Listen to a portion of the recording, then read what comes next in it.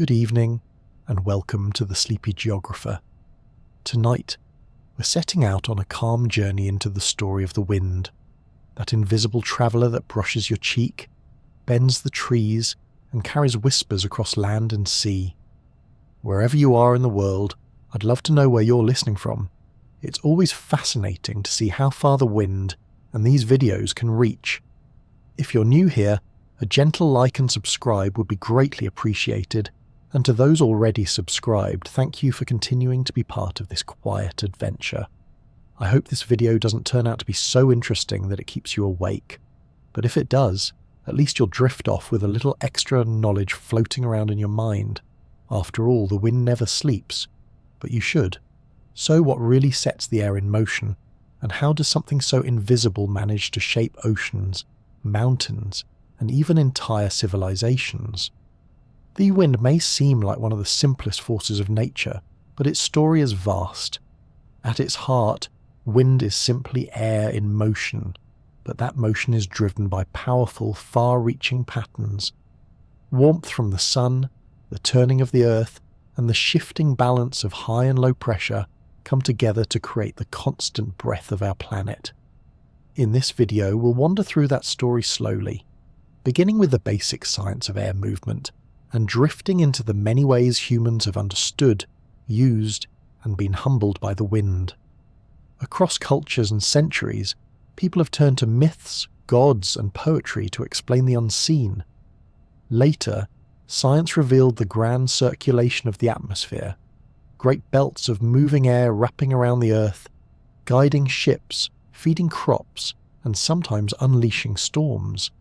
And through it all, the wind has remained both familiar and mysterious, something you can feel on your skin but never truly hold in your hands. This journey will explore how winds rise and fall, why they differ across regions, how they sculpt the landscapes we walk upon, and how they carry seeds, clouds, and stories across the globe.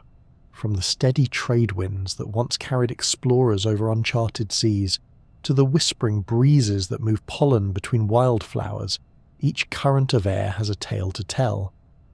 As we move through this exploration, the pace will remain gentle, a quiet unravelling of the forces that surround us every day. The aim is not only to understand the mechanics of wind, but also to see how it has touched human history, inspired imagination, and reminded us of the deep connections between sky and earth. So let us begin by peeling back the invisible layers and asking a simple question that opens the door to a world of wonder. What exactly is the wind? When you stand outside and feel a breeze brush against your skin, it may seem like a gentle passing moment. Yet that simple movement of air is part of a vast and complex story. Wind, at its most straightforward definition, is simply air in motion. That motion, however, is never random. It is the outcome of delicate balances and imbalances, of invisible pushes and pulls, and of the earth itself constantly turning beneath our feet. To begin, imagine the atmosphere as a great ocean made not of water, but of gases. Just like the sea, this ocean has currents, swells, and tides. Air flows from one place to another because the atmosphere is always seeking equilibrium. When air in one region is warmer and lighter, it rises. When it is cooler and heavier, it sinks. The difference between these areas creates a pressure imbalance, and the air begins to move. In essence, wind is nature's way of smoothing out these differences, shifting invisible weight across the globe. Air is not lazy. It is simply doing what comes naturally, trying to balance the scales, much like water spilling from a tilted glass until it lies flat again. One of the greatest drivers of this restless motion is the sun. Though it shines down on the earth with what appears to be steady light, its warmth is not distributed evenly. The equator receives sunlight directly, heating the ground and air more intensely, while the poles receive the same rays at a much shallower angle, spreading the warmth thinly across vast icy regions. This uneven heating creates areas of warm, rising air and regions of cool, sinking air. The contrast between them sets the atmosphere into motion. You could say the sun paints the earth with patches of warmth and chill, and the air shuffles about trying to blur those brushstrokes into something smoother. Density plays its part as well.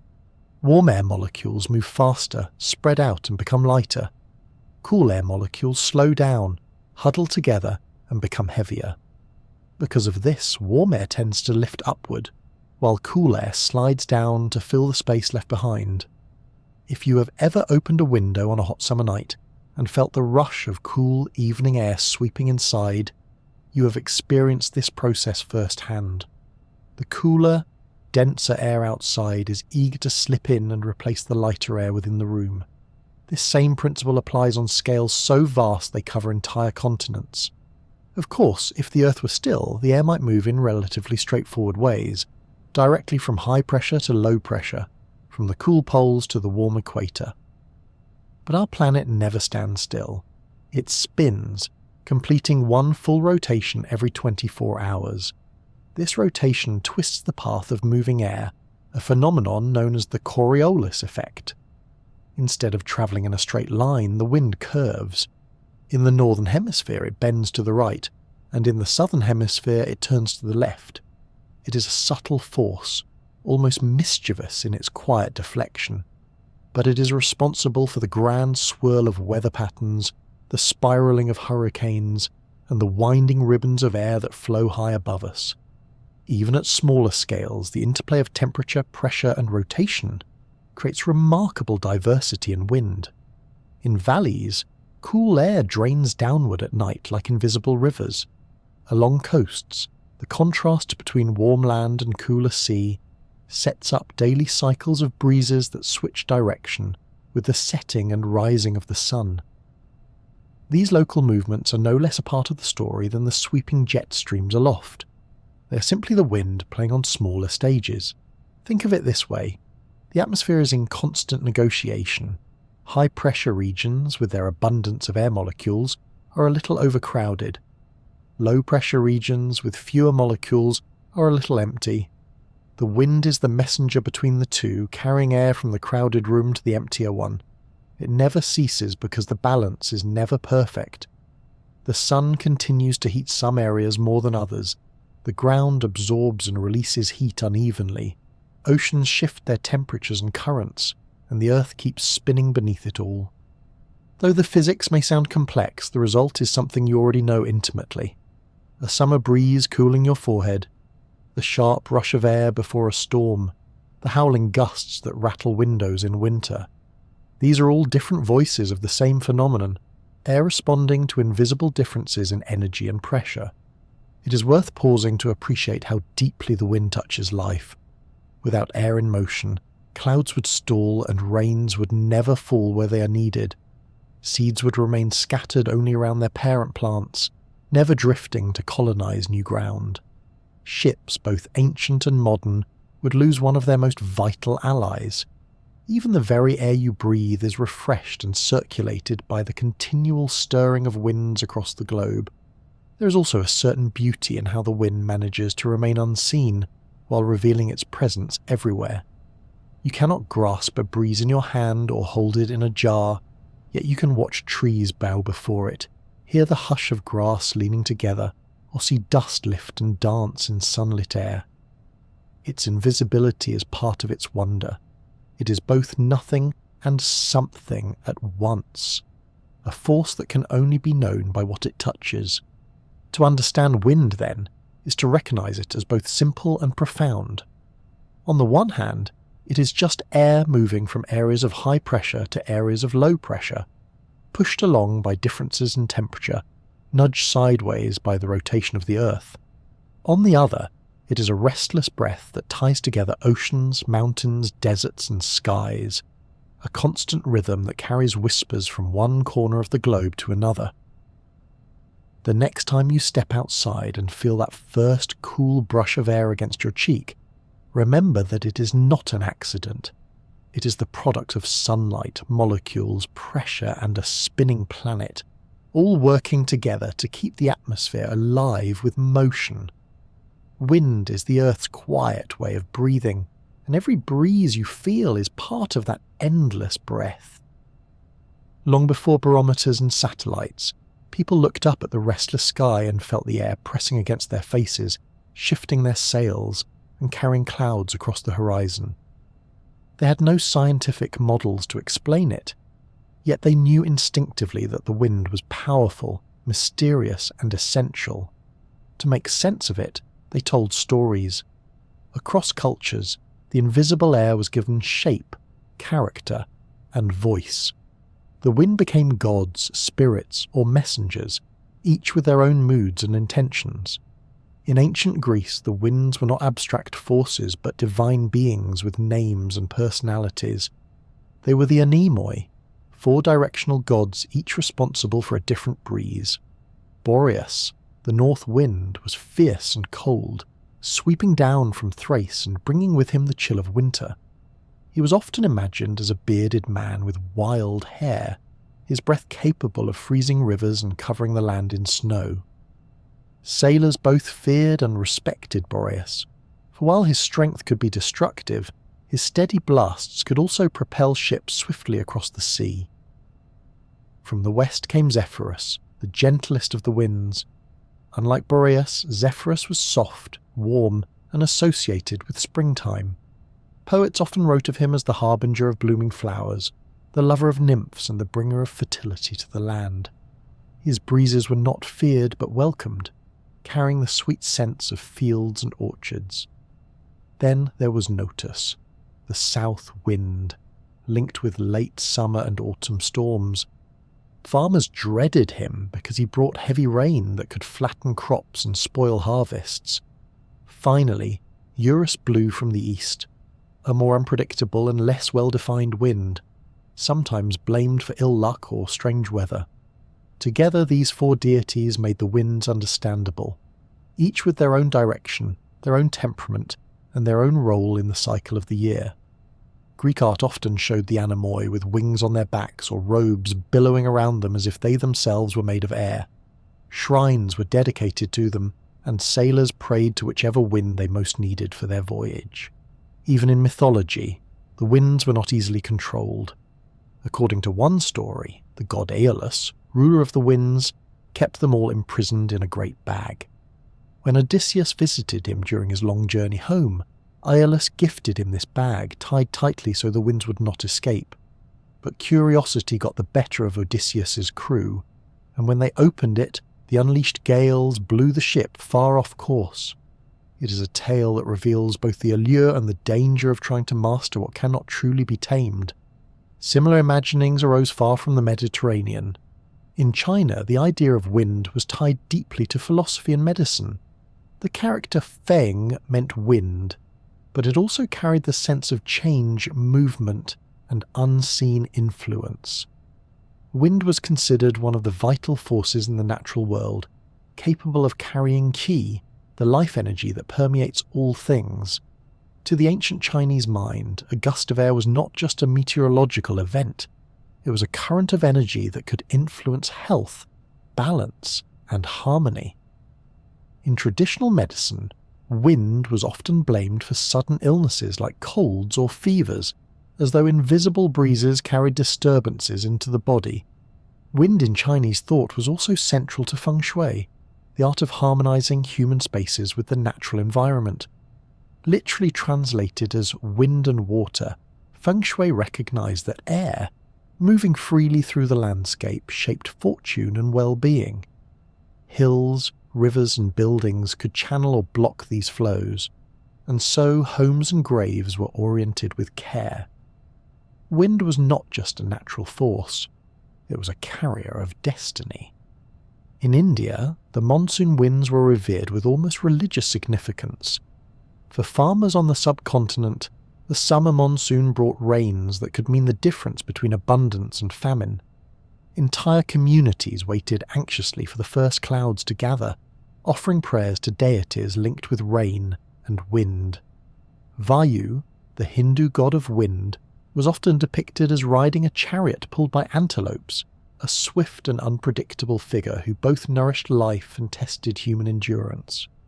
Vayu was more than just a god of breezes. He was a vital force of creation, the breath of the universe itself. In the Rig Veda, one of the oldest Indian texts, Vayu is invoked as the lord of the air, moving with strength across the heavens. Across the seas, sailors developed their own myths about wind, shaped by long nights on uncertain waters. Without the ability to forecast or measure, they relied on stories and charms. Many believed winds could be trapped in objects: a skin bag, a knot of rope, or a hollow shell. Norse sailors, for instance, sometimes imagined witches or wise women selling winds in knotted cords. Untie one knot, and a light breeze would rise. Untie another, and a stronger gust would follow. But untie the third, and a storm might erupt, carrying a ship to ruin. These beliefs gave sailors a sense of control in a world where the line between life and death often depended on the whims of the weather. The Celts, too, imagined winds as spirits that could be coaxed or angered. Some tales describe offerings made to breezes before voyages, small gifts cast into the sea in the hope of safe passage. Polynesian navigators who mastered the Pacific Ocean with astonishing skill also treated the wind with reverence. They read its signs in the movement of clouds and waves, but they also honoured it in chants and rituals, acknowledging the unseen guides that carried their canoes across thousands of miles of open water. Though these stories vary in detail and culture, they share a common theme: the need to personify what cannot be seen. Wind, by its very nature, is invisible. It cannot be touched directly, only felt through its effects. It bends trees, fills sails, and stirs the dust, but its body is always hidden. For ancient peoples, giving the wind a face, a name, or a story was a way of bringing the unknowable closer. By imagining the north wind as a bearded god or the monsoon as a divine rider in the sky, they transformed the mysterious into something familiar, something they could appeal to, fear, or celebrate. Looking back, these myths reveal as much about human imagination as they do about the winds themselves. They tell us how people sought order in the chaos of nature, how they created narratives to live alongside forces beyond their control. Even today, traces of these beliefs linger in language and literature. We still speak of ill winds or favourable winds as though they carry intent. We still describe the breeze as whispering, sighing, or roaring as if it had a voice of its own. There is something deeply comforting in this continuity. Thousands of years ago, a Greek farmer might have prayed to Zephyrus for gentle weather, while an Indian villager might have invoked Vayu for timely rains. A sailor might have whispered to a knotted rope, trusting that the spirits of the air would carry him home. And today, though we understand the mechanics of pressure and temperature, we still step outside, feel the breeze on our cheeks, and instinctively sense that the wind is more than physics.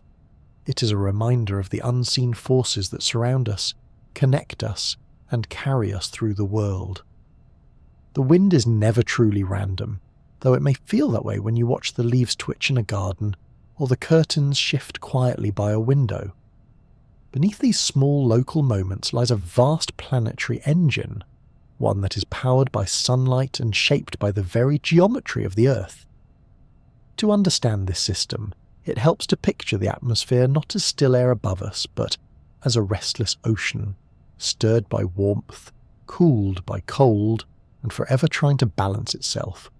The root cause of it all is the uneven heating of our planet.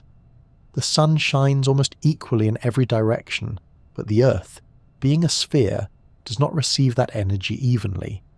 Around the equator, sunlight strikes more directly, concentrating its warmth onto a smaller area. Near the poles, the same amount of sunlight is spread out over a much larger surface and filtered through more atmosphere, making it far less intense. As a result, the tropics bake while the polar regions remain frigid. Nature dislikes extremes, so the atmosphere sets itself in motion to carry heat away from the equator and distribute it toward higher latitudes. Imagine a pot of soup simmering on the stove. The bottom, closest to the heat, warms first, while the top remains cooler. As the soup heats, convection begins. Hot liquid rises, cooler liquid sinks, and a rolling pattern develops. The Earth's atmosphere behaves in much the same way. warm air near the equator rises, cooler air sinks elsewhere, and circulation loops are created. But because the Earth rotates, and because its surface is irregular with oceans and mountains, these loops do not form neat circles. Instead, the atmosphere organises itself into 3 broad bands in each hemisphere, moving heat around like conveyor belts. In this sense, the Earth breathes in 3 great bands. The first of these is the Hadley cell, named after George Hadley, the 18th century thinker who first described it. This cell stretches from the equator to roughly 30 degrees latitude north and south. Here, the equatorial sun warms the ground so intensely that the air rises in towering columns. As this air ascends, it cools, and moisture condenses into the great belts of clouds that girdle the tropics. This is why rainforests flourish near the equator. The rising air is constantly wrung out like a damp cloth, releasing showers almost daily. Once the air has climbed high into the atmosphere, it spreads poleward. Eventually it cools enough to sink back down around 30 degrees latitude. This sinking air is dry, having already lost its moisture, and it creates some of the world's major deserts. The Sahara, the Arabian Desert, and the deserts of Australia all lie beneath this descending branch of the Hadley cell. Here, the air pushes downward, suppressing cloud formation and leaving vast regions parched. It is a remarkable contrast. Lush jungles born from rising air near the equator, and arid wastelands carved by sinking air only a few thousand kilometres away. Moving further poleward, between 30 and 60 degrees latitude lies the Ferrel cell. This one is a little more complicated. Unlike the Hadley and polar cells, which are primarily driven by direct heating and cooling, the Ferrel cell is more of a secondary circulation. It is powered by the push and pull between its neighbours. Air at the surface flows poleward here, but high above, it flows equatorward, creating a kind of gear mechanism that links the cells together. The result is a region dominated by changeable weather, where warm and cold air masses often collide. This explains why much of Europe and North America experience such variable conditions, with shifting storms and a constant tug-of-war between balmy breezes and icy gusts. Finally, closer to the poles, the polar cell takes shape. Cold, dense air sinks over the ice-covered regions, pressing downward and flowing out toward lower latitudes at the surface. When this air meets the warmer currents from the Ferrel cell, the clash creates polar fronts, regions famous for their storms and turbulence. The polar cell may be smaller in scale, but it plays a vital role in sealing off the icy regions and maintaining the temperature gradient that drives the entire system. When looked at as a whole, these 3 cells, Hadley, Ferrel and polar, form a vast conveyor network that redistributes the sun's uneven energy. They do not operate in isolation but interact like cogs in a planetary machine. Rising air in the tropics connects with sinking air in the subtropics, which in turn links with the restless exchanges of temperate latitudes, all of it finally tying into the frigid sinking at the poles. Together they are the reason the equator is not unbearably hot and the poles not even colder than they already are. It is worth noting that the Earth's rotation complicates everything further. Air moving along these cells is deflected sideways by the Coriolis effect, creating prevailing winds that do not simply blow north and south but bend into easterlies and westerlies. This is why trade winds blow steadily from the east in the tropics, and why the mid-latitudes are ruled by westerly winds that steer much of the world's weather. Without the spin of the planet, the atmosphere might shuffle heat in simpler loops, but the rotation adds a graceful twist to the system, producing the flowing patterns we recognise today. Though the science behind it is precise, the image can still be poetic. Picture the Earth breathing, not in and out like a pair of lungs, but in sweeping belts that wrap around the globe. Near the equator, the breath rises, laden with moisture and warmth. Around 30 degrees it sighs downward, dry and heavy. In the mid-latitudes, the breath becomes more erratic, swirling with storms and changes, and near the poles, it sinks once more, crisp and cold, completing the cycle. This is the planet's quiet respiration, a constant rhythm that has pulsed since long before human eyes first watched clouds drift across the sky. These circulations also explain much of what we see on the ground. Why do tropical forests lie near the equator, and why do belts of desert hug the subtropics? Why are temperate regions so prone to shifting weather, while polar regions remain locked in cold stability? The answers trace back to this great atmospheric engine, endlessly fueled by sunlight. Every gust you feel, whether gentle or fierce, is part of this global effort to smooth out differences, to carry warmth from where it is plentiful to where it is scarce, and to spread the breath of the earth across its entire surface. In this way, the wind is not just a passing sensation or a background presence. It is the manifestation of a planet forever balancing itself, an unseen circulation that binds together the tropics and the poles, the deserts and the forests, the storm belts and the still skies.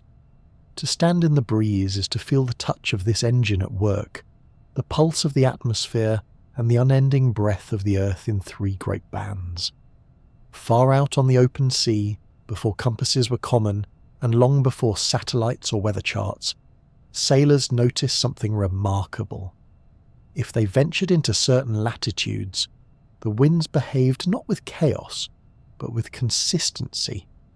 Day after day, canvas sails would swell with the same reliable force, driving wooden ships across thousands of miles of ocean.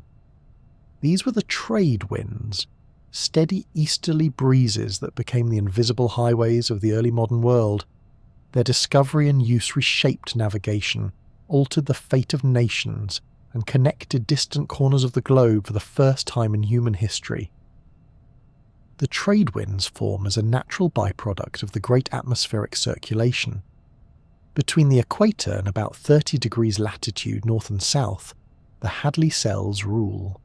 Warm air rises near the tropics, moves poleward high above the surface, and then sinks again in the subtropics.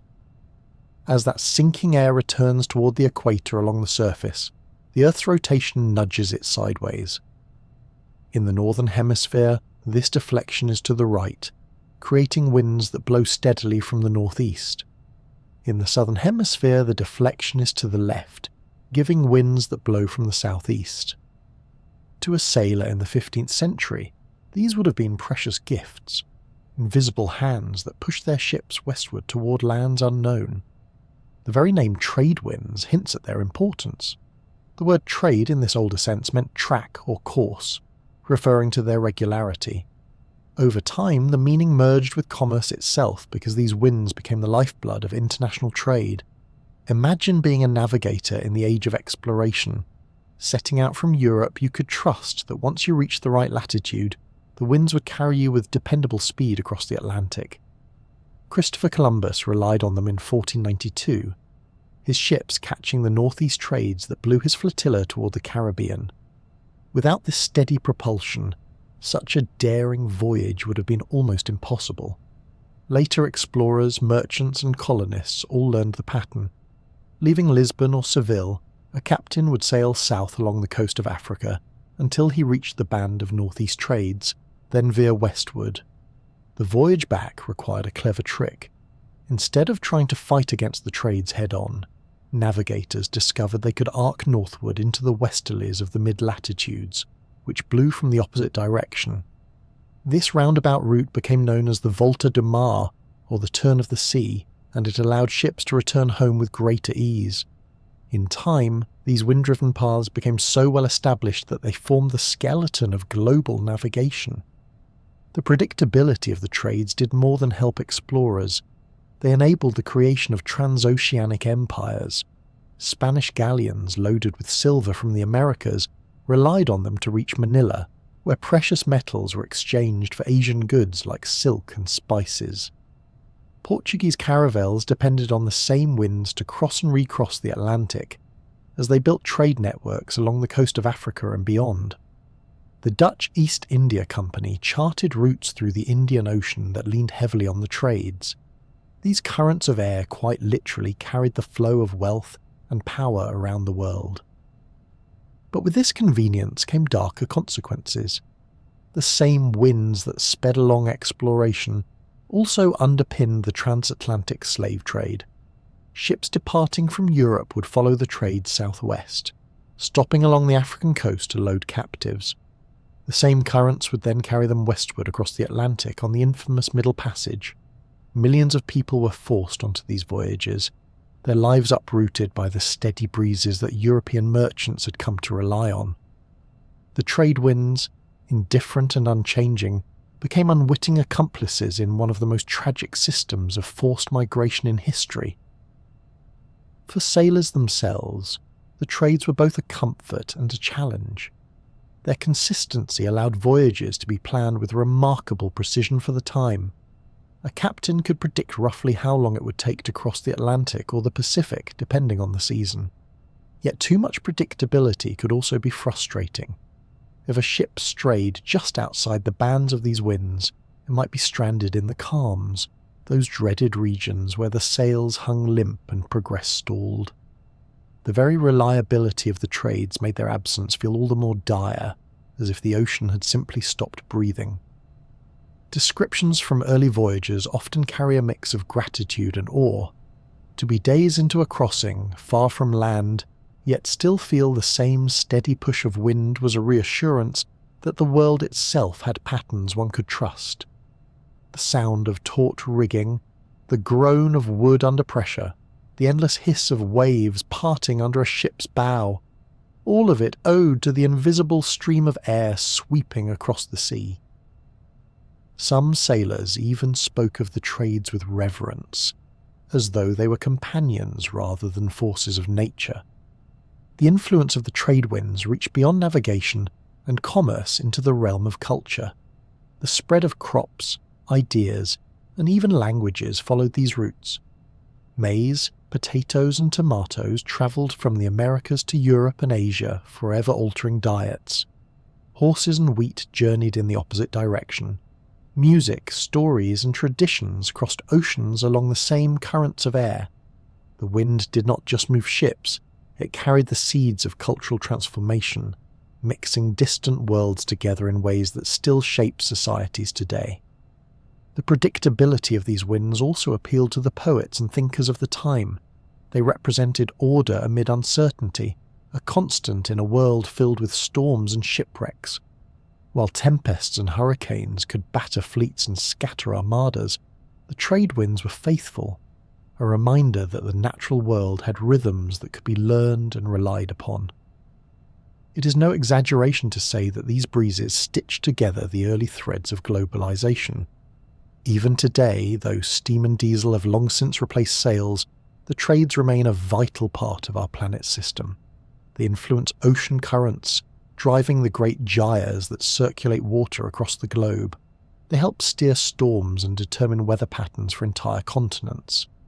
Farmers in the tropics still live according to the rains and dry seasons shaped by these winds, just as their ancestors did centuries ago. There is something humbling in realizing that the very same winds that filled the sails of Columbus or Magellan are still sweeping across the oceans now, unchanged, patient, eternal.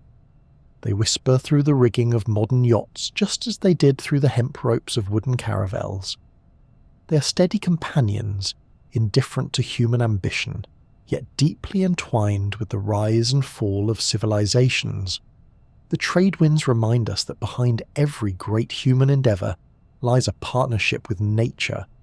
Empires rose not only through courage or cunning, but because their ships found invisible highways already written in the sky.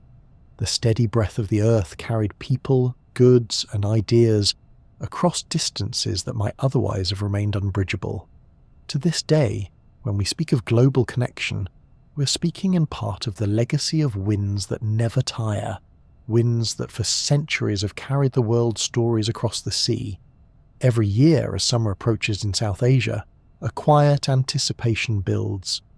Farmers watch the sky, villages follow the patterns of clouds, and entire economies hold their breath.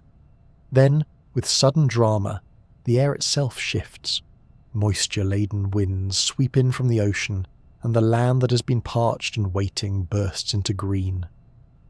This is the monsoon, a word that comes from the Arabic mausim, meaning season.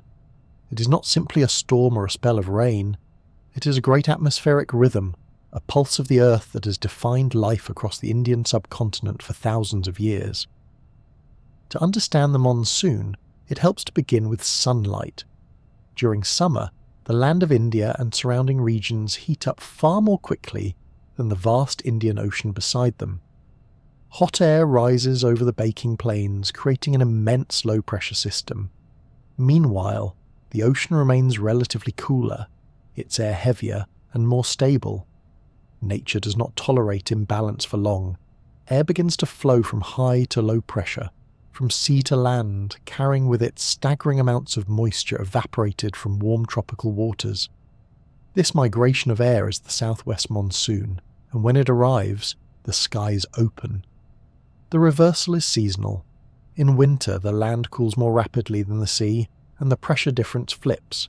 Now high-pressure air spills off the subcontinent, blowing toward the ocean as dry northeast monsoon winds. The cycle repeats every year, as dependable as the turning of the calendar, though never entirely predictable in strength or timing. This seesaw of pressure and heat is what makes the monsoon both a gift and a gamble. When the southwest monsoon arrives, usually in early June, its impact is immediate and dramatic. Dusty fields drink deeply, and within days brown landscapes erupt in shades of vivid green. Rivers swell, reservoirs fill, and rice paddies shimmer under the renewed sky. Agriculture here is not just supported by the monsoon, it is built upon it. Around 3/4 of India's annual rainfall comes during these few months.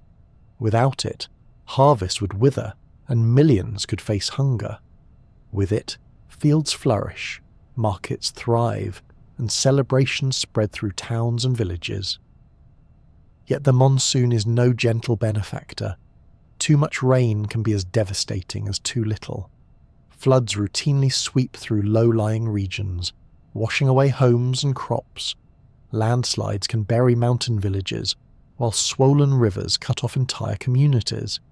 Cities like Mumbai often find themselves inundated, streets turning to rivers overnight. For centuries, people have lived in this balance, grateful for the bounty the rains bring, wary of their excess. It is this dual nature that makes the monsoon both revered and feared. Culturally, the monsoon is more than weather. It is woven into the fabric of life. In India, it is celebrated in art, music and literature. Classical raga were composed to capture its moods, songs that echo with longing and relief. Painters depicted lovers reunited under darkened skies, and poets filled verses with imagery of peacocks dancing in the rain, fields swelling with promise, and hearts stirred by the sudden storms. To this day, Bollywood films often use monsoon scenes as turning points, the rain symbolising renewal, passion, or the cleansing of old sorrows. Religious traditions also reflect the season's power. In Hinduism, the rains are associated with Indra, the god of thunder and storms, who was once believed to unleash the downpour that sustained life. Festivals such as Tej in northern India celebrate the arrival of rain, with women swinging from trees decorated with flowers, singing songs that honour both the season and the divine. In Kerala, the festival of Onam coincides with the monsoon's bounty, marking not just agricultural abundance but a time of joy, community and spiritual renewal. The monsoon's rhythm even dictates daily routines. In rural areas, planting and harvesting cycles are aligned precisely with its arrival and departure. Markets adjust their activity around the wet months, and families prepare their homes for the torrents, repairing roofs and reinforcing walls. In cities, commuters grow used to wading through waterlogged streets, umbrellas becoming as essential as food or fuel. There is a collective recognition that life must bend to the will of the season. For centuries, merchants and sailors also harnessed the monsoon's regularity. The same winds that bring rains to the land also drive ships across the Indian Ocean. Ancient traders from Arabia, Africa, and Southeast Asia relied on the dependable switching of winds to time their voyages. Dhows and junks sailed with the summer monsoon toward India, laden with goods, and returned with the winter monsoon, carrying spices, textiles, and ideas. In this way, the monsoon not only sustained fields, but also knitted together cultures and economies across vast distances. Scientific study of the monsoon has revealed just how complex this system truly is. It is not merely the land-ocean temperature contrast at work, but also the influence of mountains, particularly the Himalayas. The towering barrier of the Himalayas forces moist air upward, intensifying rainfall across the Gangetic plains.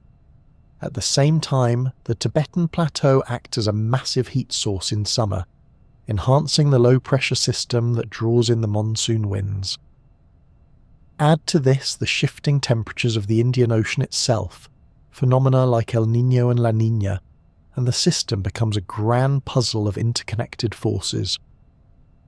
Despite advances in meteorology, forecasting the exact onset and strength of the monsoon remains a challenge. Farmers still look for traditional signs, the calls of certain birds, the sudden bloom of flowers, or the sight of ants building higher mounds as if preparing for floods. Even in the age of satellites, there is something reassuring in these age-old observations, a reminder that people have long lived in partnership with the skies. The monsoon also has profound psychological effects. For many, the first rains are a moment of celebration, a relief from weeks of stifling heat. Children rush outdoors to splash in puddles, while adults stand on balconies to watch the downpour with quiet gratitude. At the same time, the relentless storms can bring fatigue, cabin fever, and melancholy. The season has a rhythm of moods as well as weather, a cycle of joy, frustration, awe, and endurance. What makes the monsoon especially fascinating is its scale. Unlike local winds that shift by the hour, this is a continent-spanning system. Its reach extends from India across Southeast Asia to parts of Africa and even influences distant weather. It is, in essence, the planet breathing in slow, deep cycles, its exhalations carrying life-giving rain to billions of people. To stand in the midst of a monsoon rain is to feel both humbled and connected. The water pelting down has travelled thousands of miles across the ocean, drawn inland by the pull of heat and pressure. It has been lifted into the sky, condensed into clouds, and finally released onto the earth below. In its drops are centuries of dependence, prayers, and celebrations. Each season, the cycle repeats, binding the people of South Asia to a rhythm older than history itself. The monsoon is not just a meteorological phenomenon, it is a reminder of our planet's vast interconnectedness. It shows how the tilt of the earth, the heat of the sun, the rise of mountains, and the breath of the ocean all conspire to create a seasonal heartbeat. It is at once a science and a story, a force of nature that dictates harvests, inspires art, and defines entire cultures. Above all, it is a testament to the way humanity lives not apart from the atmosphere, but within it, shaped, sustained, and sometimes overwhelmed by the ceaseless rhythm of the winds. Far above the surface, at heights where the air is thin and cold, there are invisible rivers flowing at astonishing speeds. These are the jet streams, narrow bands of powerful wind that circle the globe like hidden highways in the sky. They cannot be seen from the ground, but their influence stretches everywhere, from the patterns of storms that roll across continents to the time it takes a passenger jet to cross the Atlantic. Although they exist high above us, jet streams only came into human awareness relatively recently. During the Second World War, pilots flying long-range missions began to notice something strange. When flying westward, their planes seemed to struggle against an unseen force, consuming more fuel and taking longer to reach their targets. Flying eastward, however, the same planes seemed to race ahead, as if some invisible hand were pushing them along. What those pilots had stumbled upon were the jet streams, air currents blasting along at speeds that could exceed 200 miles per hour. While Japanese meteorologists had already hinted at their existence before the war, it was this period of military aviation that brought them firmly into focus for the wider world. So what exactly creates these skyborne torrents? Once again, it comes down to temperature contrasts and the rotation of the Earth. Along the boundaries between major circulation cells, the Hadley, Ferrel and polar cells, there are sharp differences in air temperature and pressure. At these boundaries, air is forced into motion, flowing from areas of high pressure to low pressure. The Coriolis effect then bends these flows, sharpening them into narrow, fast-moving bands. The result is the jet stream, a current of air, invisible but strong enough to push a plane across the ocean. There are two primary jet streams in each hemisphere: the subtropical jet, found around 30 degrees latitude, and the polar jet, which meanders around 50 to 60 degrees latitude. The polar jet is often the more influential for everyday weather in temperate regions. It acts as a kind of boundary line, separating cold polar air from warmer mid-latitude air. When the polar jet dips southward, frigid conditions spill into areas that are usually milder. When it retreats northward, warmer air floods in. The jet stream is like a high-altitude gatekeeper, its meanders controlling which regions shiver under Arctic blasts and which bask in balmy air. For meteorologists, the jet streams are a vital key to forecasting. Storms tend to form and intensify along their edges, where the clash of air masses is most dramatic. The exact shape of the jet, whether it runs in a fairly straight line or loops in great waves, helps determine whether a region experiences settled weather or turbulent conditions. A straight, fast jet often means systems sweep quickly across the land, while a slower, wavering jet can cause weather to linger, leading to prolonged rain or drought. In this way, the atmosphere's hidden rivers quietly dictate the mood of the seasons. Aviation too has been transformed by understanding these winds. Commercial airlines plan routes with the jet streams in mind. Flying from North America to Europe, planes often hitch a ride on the eastward flowing polar jet, shaving hours off their journey and saving significant amounts of fuel. On the return trip, however, pilots may choose more southerly routes to avoid battling headwinds that would otherwise slow them down. Anyone who has ever looked at the flight path map on a long-haul journey and wondered why the route seems curved or oddly indirect has, without realizing it, seen the influence of these high-altitude winds. The power of jet streams can sometimes be dramatic. In rare cases, an airliner catching the full force of a strong jet has crossed the Atlantic in under 5 hours, an astonishing feat for subsonic travel. Conversely, ignoring or miscalculating the strength of the stream can mean hours of additional flight time and huge amounts of extra fuel burned.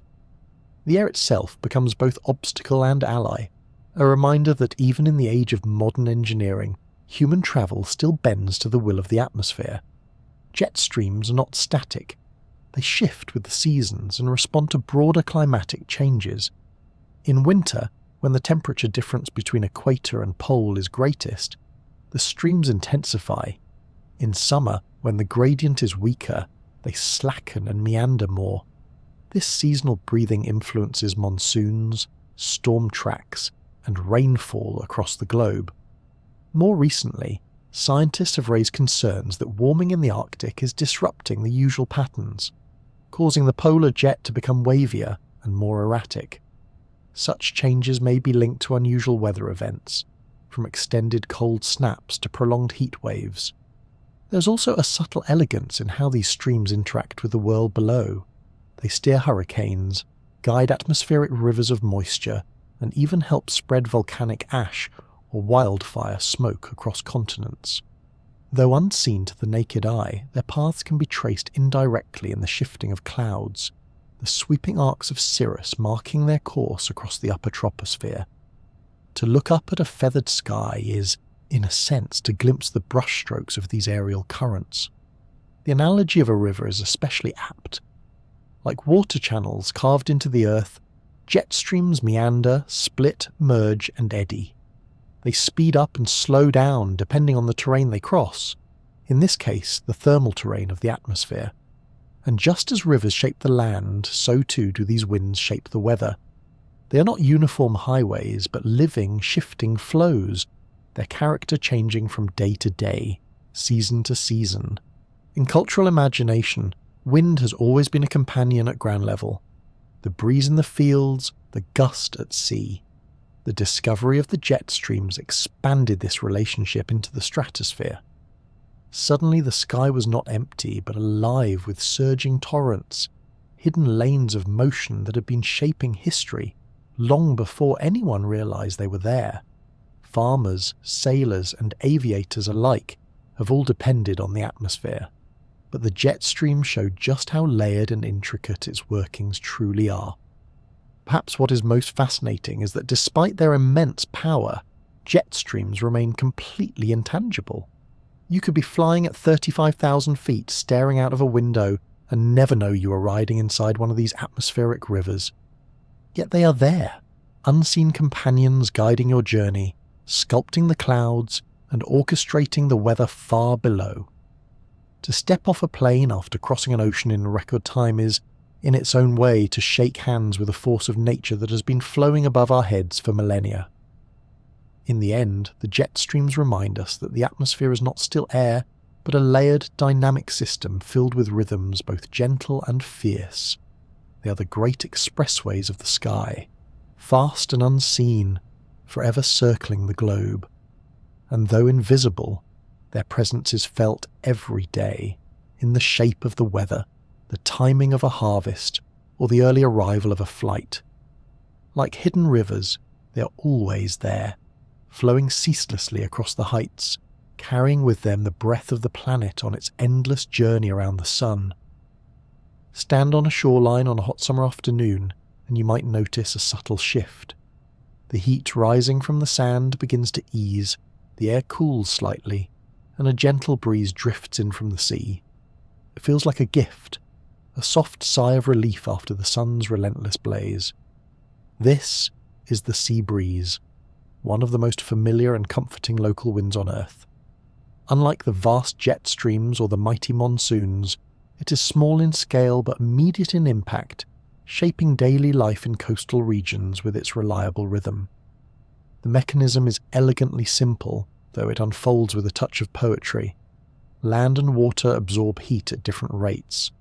When the sun climbs high, the land surface heats quickly, becoming hot underfoot in just a few hours.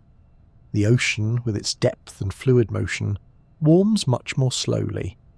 This creates a contrast. The air above the land rises as it is warmed, leaving behind an area of lower pressure, while the cooler, denser air above the sea remains heavier and more stable. Nature abhors imbalance, so the cooler air rushes inland to replace the rising warm air. The result is the sea breeze, the ocean exhaling by day, pushing refreshing currents toward the shore. As the sun sets and the land begins to cool, the cycle flips.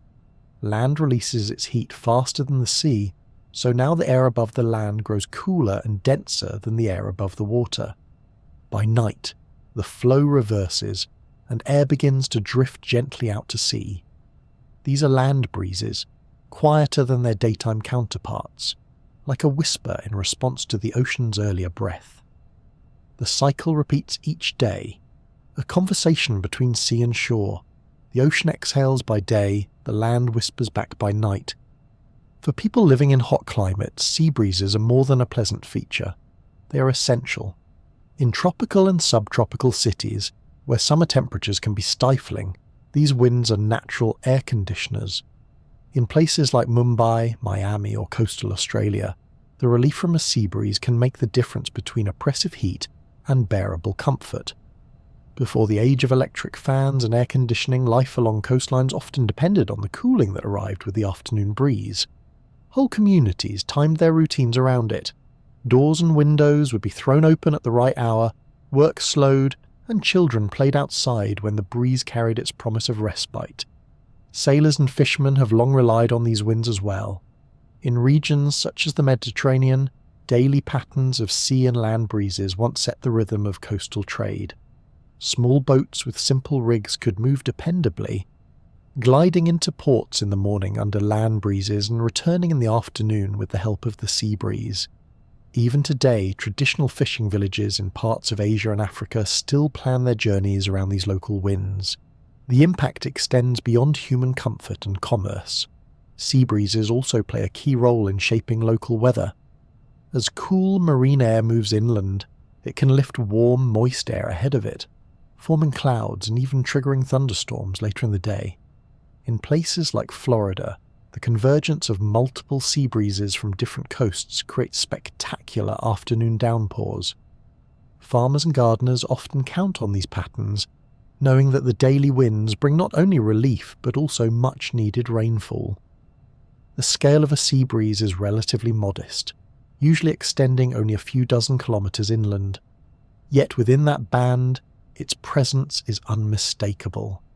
You can smell it in the salt carried on the air, hear it in the rustle of palms, and feel it on your skin as a sudden coolness after hours of swelter.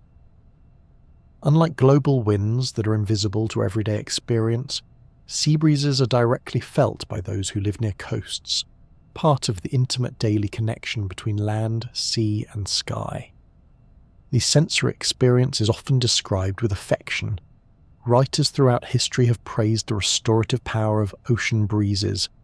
Travellers arriving on tropical shores often commented that the first rush of cool air was like a blessing after weeks at sea.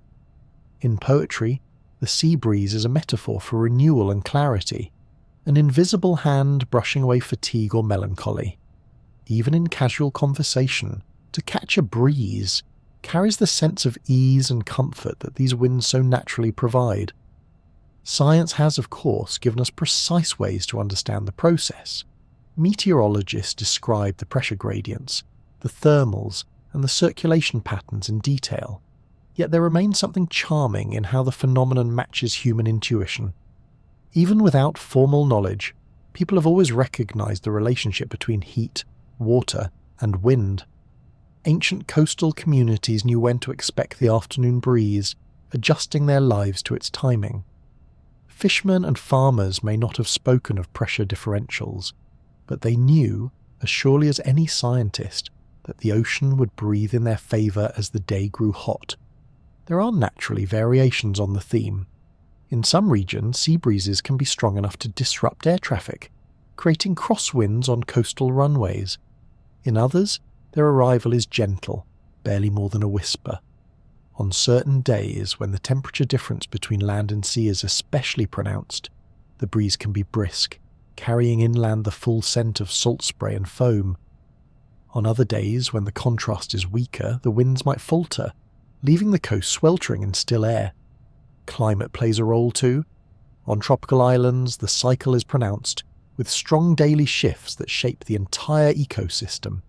In temperate zones, the effect is softer but still noticeable, a subtle rhythm tied to the balance of sun and sea.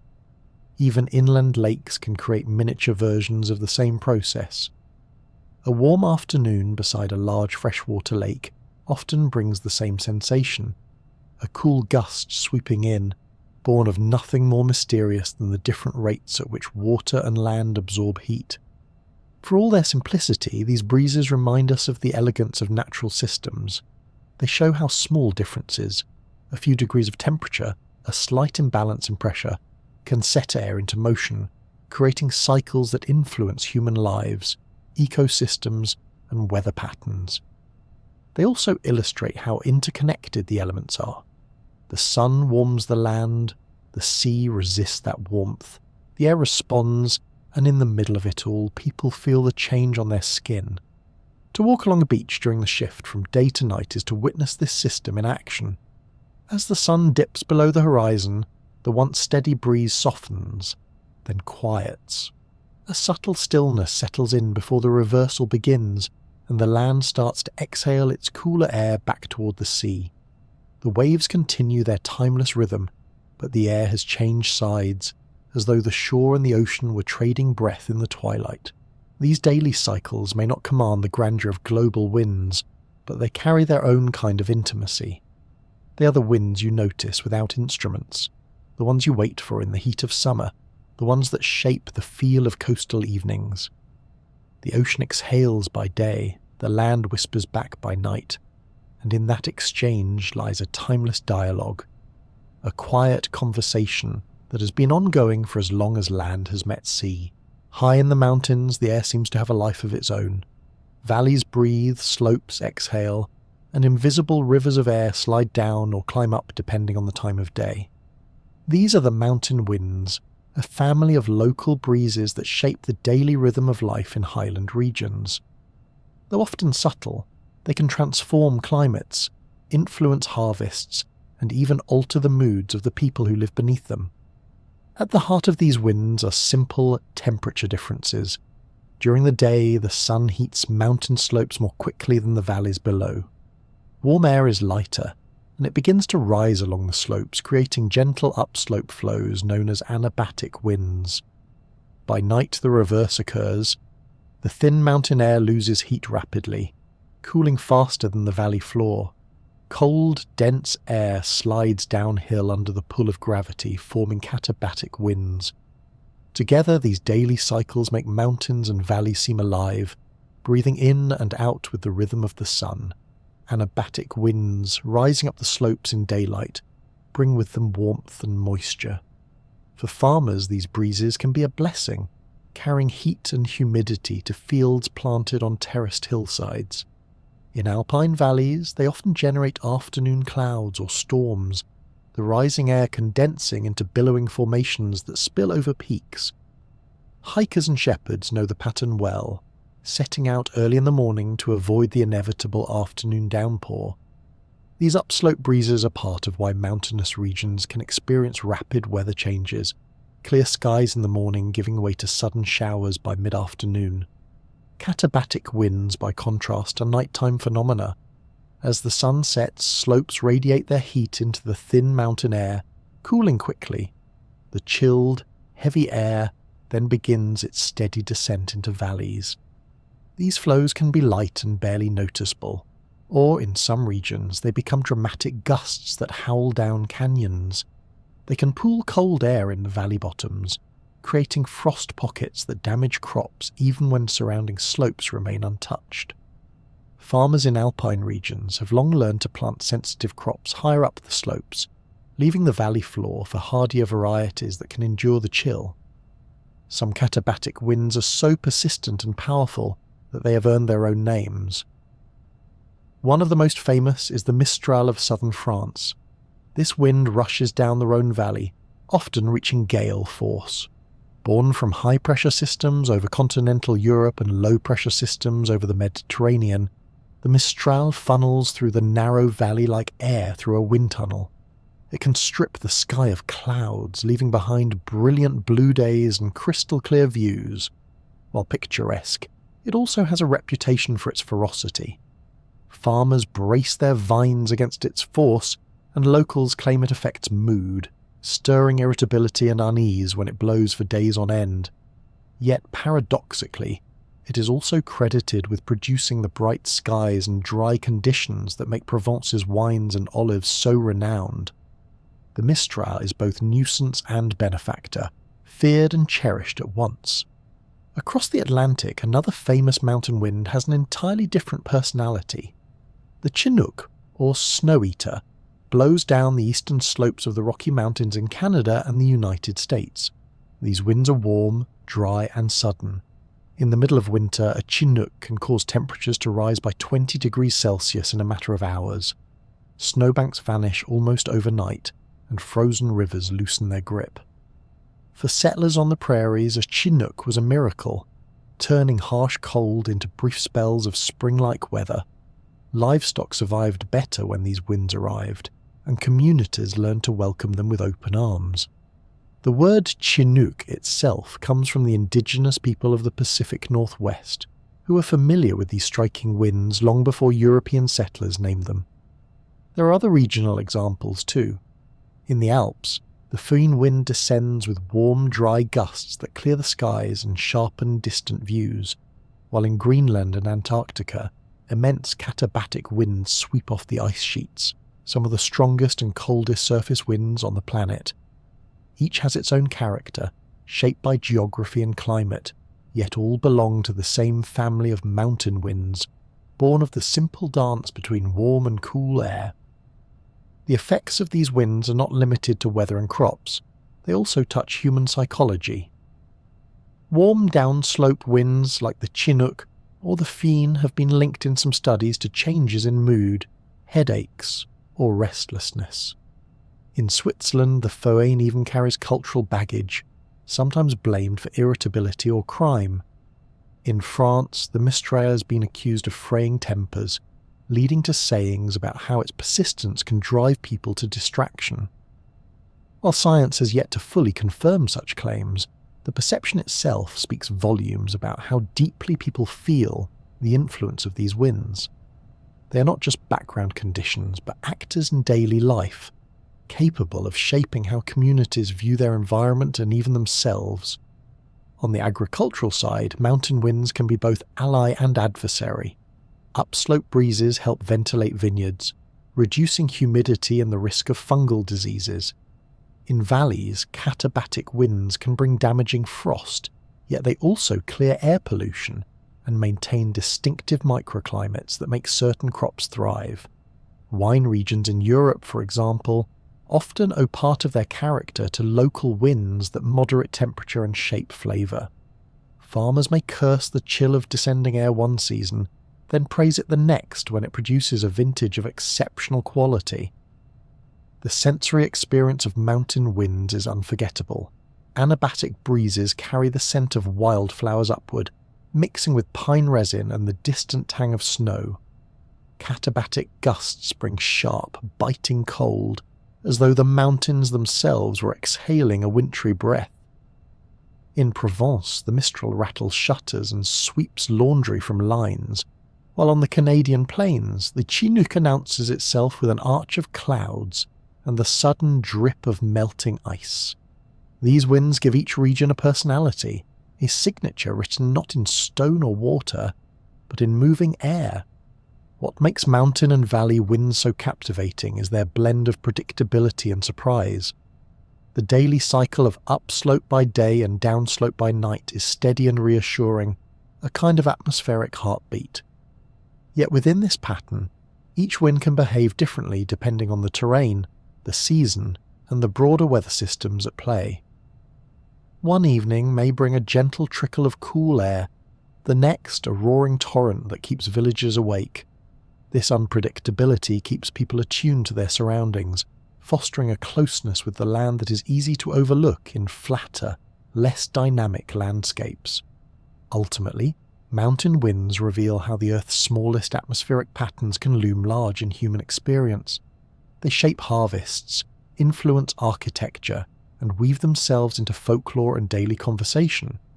They are part of the constant negotiation between humans and the environments they inhabit, both gift and challenge. The mountains and valleys do indeed breathe, and those who live among them breathe in time with their rhythm, carried along by the unseen flows that rise with the sun and sink with the stars. The desert might appear lifeless and still, a landscape of silence where only sand and stone remain. Yet the winds that sweep across these arid expanses are anything but quiet. They shape dunes, carry heat, and lift entire clouds of dust into the sky. For those who live at the edge of deserts, these winds are not abstract forces but daily companions, sometimes feared, sometimes relied upon. Their reach extends far beyond the dunes, binding distant ecosystems together in ways that might seem impossible at first glance. Even barren deserts share their breath with rainforests. One of the most famous desert winds is the Sirocco, born in the Sahara and travelling northward across the Mediterranean. When it arrives in southern Europe, it brings a peculiar mix of heat and dust, coating streets in fine grains and turning skies a hazy orange. In Italy, the Sirocco is sometimes called the breath of Africa. People complain of headaches, lethargy, or irritability as it lingers, while farmers worry about the effect on crops and animals. Yet for sailors, the Sirocco has long been a known companion, its arrival marked by sudden changes in weather and sea. Mediterranean cultures have woven the Sirocco into their folklore, describing it as moody, restless, and unsettling, a personality more than just a wind. In West Africa, another wind carries equal weight in daily life, the harmattan. Blowing from the northeast between November and March, the harmattan sweeps across the Sahara, carrying vast amounts of dust toward the Atlantic. The result is a season of dry, dusty air, when the sun can appear dimmed, the sky hazy, and mornings surprisingly cool. The harmattan is both a blessing and a challenge. Its dryness helps to reduce humidity and suppress pests, but the dust it carries can cause respiratory problems and coat every surface in a fine, persistent layer of grit. Farmers, traders, and city dwellers alike adapt their routines around its arrival, recognizing that life in the Sahel is inseparable from the rhythm of the wind. Then there are the desert dust storms, sudden and dramatic spectacles that transform the landscape in moments. In North Africa and the Middle East, these storms are often called haboobs, from the Arabic word for blowing. When a powerful downdraft from a thunderstorm hits dry ground, it lifts loose sand and dust into a rolling wall that can stretch for kilometres. Entire towns can vanish behind the advancing curtain of brown, daylight dimming as though night had arrived too soon. For travellers in earlier centuries, such storms were terrifying, swallowing caravans and obscuring paths. Today, even modern cities are not immune, with dust storms sweeping into places like Khartoum or Riyadh, bringing traffic to a halt and cloaking skylines in ochre haze. What is astonishing, though, is how far desert dust can travel. Each year, the Sahara releases hundreds of millions of tons of fine particles into the air. Winds carry this dust across the Atlantic Ocean, thousands of kilometres away. Some of it settles into the Caribbean, where beaches sometimes glow with an otherworldly tint. Much of it, however, finds its way to the Amazon basin. There, it serves an unlikely role, fertilising the rainforest. The soils of the Amazon, despite their lush greenery, are surprisingly poor in nutrients. Heavy rainfall leaches minerals away, leaving the ground depleted. Yet the rainforest thrives because of constant replenishment. Dust from the Sahara contains phosphorus and other minerals that are essential for plant growth.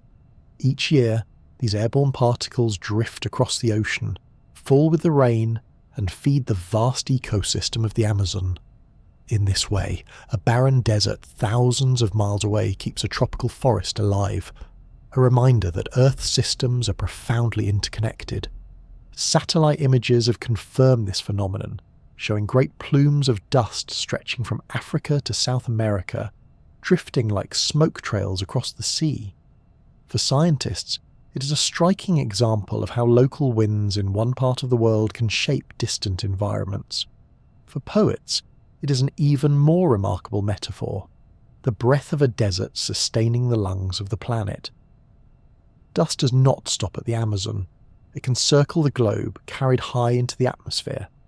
The same particles that fertilise forests can also seed clouds, influence hurricanes, and scatter sunlight, altering weather patterns in subtle but significant ways. Some studies suggest that Saharan dust can even affect Atlantic storm formation, either suppressing or enhancing hurricanes depending on the conditions. In Europe, a Saharan dust event can turn snowfields in the Alps a startling shade of orange, or tint the skies over London and Paris a muted gold. For those living within the deserts themselves, the relationship with wind and dust is intimate. Nomadic herders know how to shield their animals from choking storms, wrapping faces and eyes in cloth. Children grow up accustomed to waking in mornings when the world outside is veiled, the air tasting faintly of sand. Traders once timed their journeys around the seasons of these winds, knowing that an ill-placed storm could stall a caravan for days.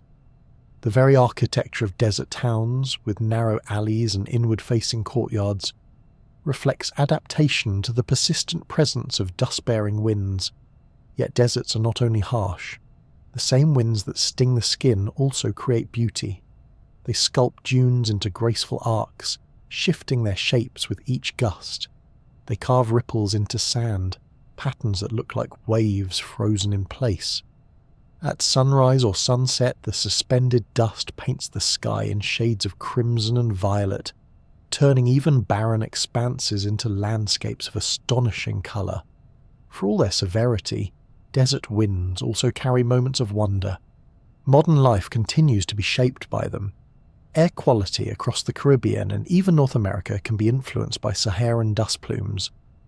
Scientists track these events carefully, aware that they affect everything from human health to coral reefs.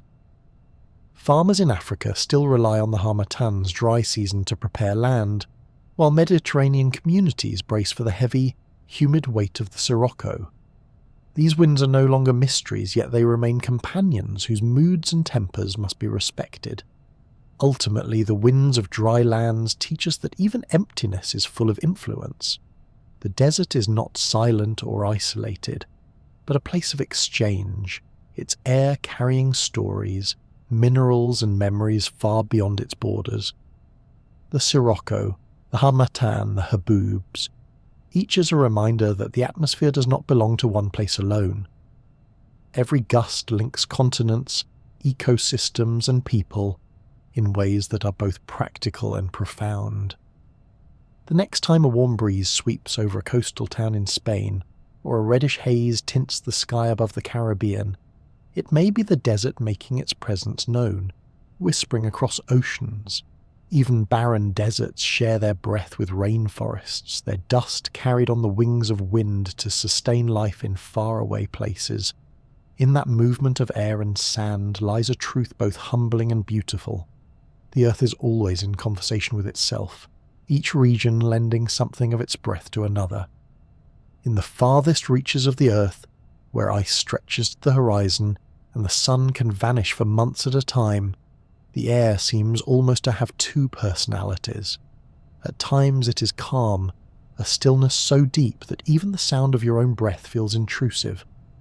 At other moments, it becomes wild, screaming across the frozen wastes with a force that can flatten tents, scatter snow like smoke, and carve the landscape into alien shapes. These are the polar winds, invisible sculptors of the Arctic and Antarctic, forever shifting between silence and fury. The polar regions are unique laboratories of wind. Here, cold reigns supreme, and with it comes dense, heavy air that is eager to sink. Over Antarctica in particular, this creates some of the strongest surface winds on Earth. As air cools over the vast ice sheet, it becomes dense and begins to flow downslope under the pull of gravity. These katabatic winds can accelerate to extraordinary speeds as they descend, funneled through valleys and glaciers until they roar across the coast. In some areas, gusts can exceed 200 kilometers per hour, rivaling the intensity of a hurricane, though they are driven not by warm oceans, but by the relentless chill of ice and gravity. For scientists and explorers stationed on the frozen continent, these winds are a defining part of daily life. Research huts are built with reinforced walls, and equipment is chained down against the sudden onslaught of katabatic gusts. In the early 20th century, members of Antarctic expeditions wrote of nights when the winds screamed so loudly that sleep became impossible, the very air shaking their shelters. Yet between such episodes, the silence can return with equal intensity, a calm so profound it feels as though the world itself has paused. In the Arctic, the story is a little different, but the contrasts are just as striking. Here, the polar night brings long months without sunlight, and the atmosphere above the frozen ocean settles into cold stability. Winds can sweep across the sea ice, carrying with them a dry, bitter chill. Blizzards are frequent, not because of heavy snowfall, but because the wind endlessly reworks the snow already lying on the ground. Fine crystals are lifted, spun into the air and driven across the surface in whiteout conditions. To stand in such a storm is to lose all sense of horizon. The ground, sky, and air merging into a single swirling whiteness. What makes polar winds fascinating is not just their power, but the landscapes they shape. Snow is sculpted into forms called sastrugi, ridges and grooves carved by the ceaseless scraping of wind-blown ice. These formations can stretch for meters, their edges sharp enough to catch the light like chiseled stone. For travellers on skis or sledges, they are both obstacle and guide, pointing in the direction of prevailing winds. Over time, glaciers are polished by katabatic gusts, their surfaces smoothed into shining icy plains. Even in stillness, the record of the wind remains, etched into the frozen surface like the memory of the passing hand. Yet the polar atmosphere is not always turbulent. On clear nights, when the air is heavy and the sky is calm, the silence is absolute. The only sound might be the faint cracking of ice or the distant call of an animal. In such moments, the absence of wind becomes just as powerful as its presence.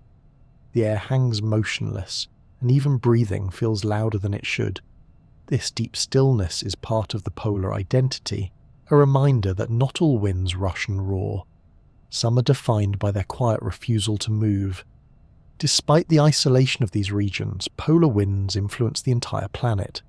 The powerful katabatic outflows of Antarctica help drive the Southern Ocean's circulation, pushing surface waters outward and pulling deep waters to the surface. In the Arctic, shifting winds play a role in moving the sea ice, breaking it apart or pressing it together into ridges that can rise higher than a person. These changes ripple outward, affecting ecosystems and even global climate patterns. What happens in the silent wastes of the poles is felt far beyond them. Human encounters with these winds have often taken on legendary qualities. Early explorers wrote of storms that seemed alive, as though the very air was bent on testing their endurance.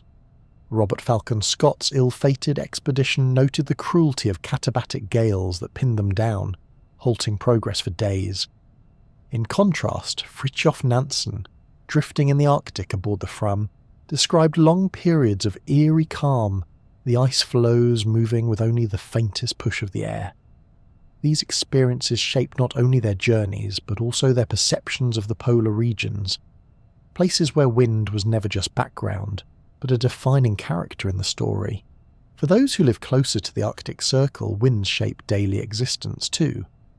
Indigenous communities have long read the air for signs, distinguishing between subtle breezes that precede storms and the howls that signal travel must cease. Clothing, housing, and survival strategies all reflect an intimate knowledge of the atmosphere's moods. The wind is both adversary and ally, carrying signals through the silence, but also threatening frostbite and disorientation when it rises. Polar winds also influence the play of light across the sky. The aurora borealis and aurora australis shimmer in curtains and arcs, their motion sometimes exaggerated by shifting air currents.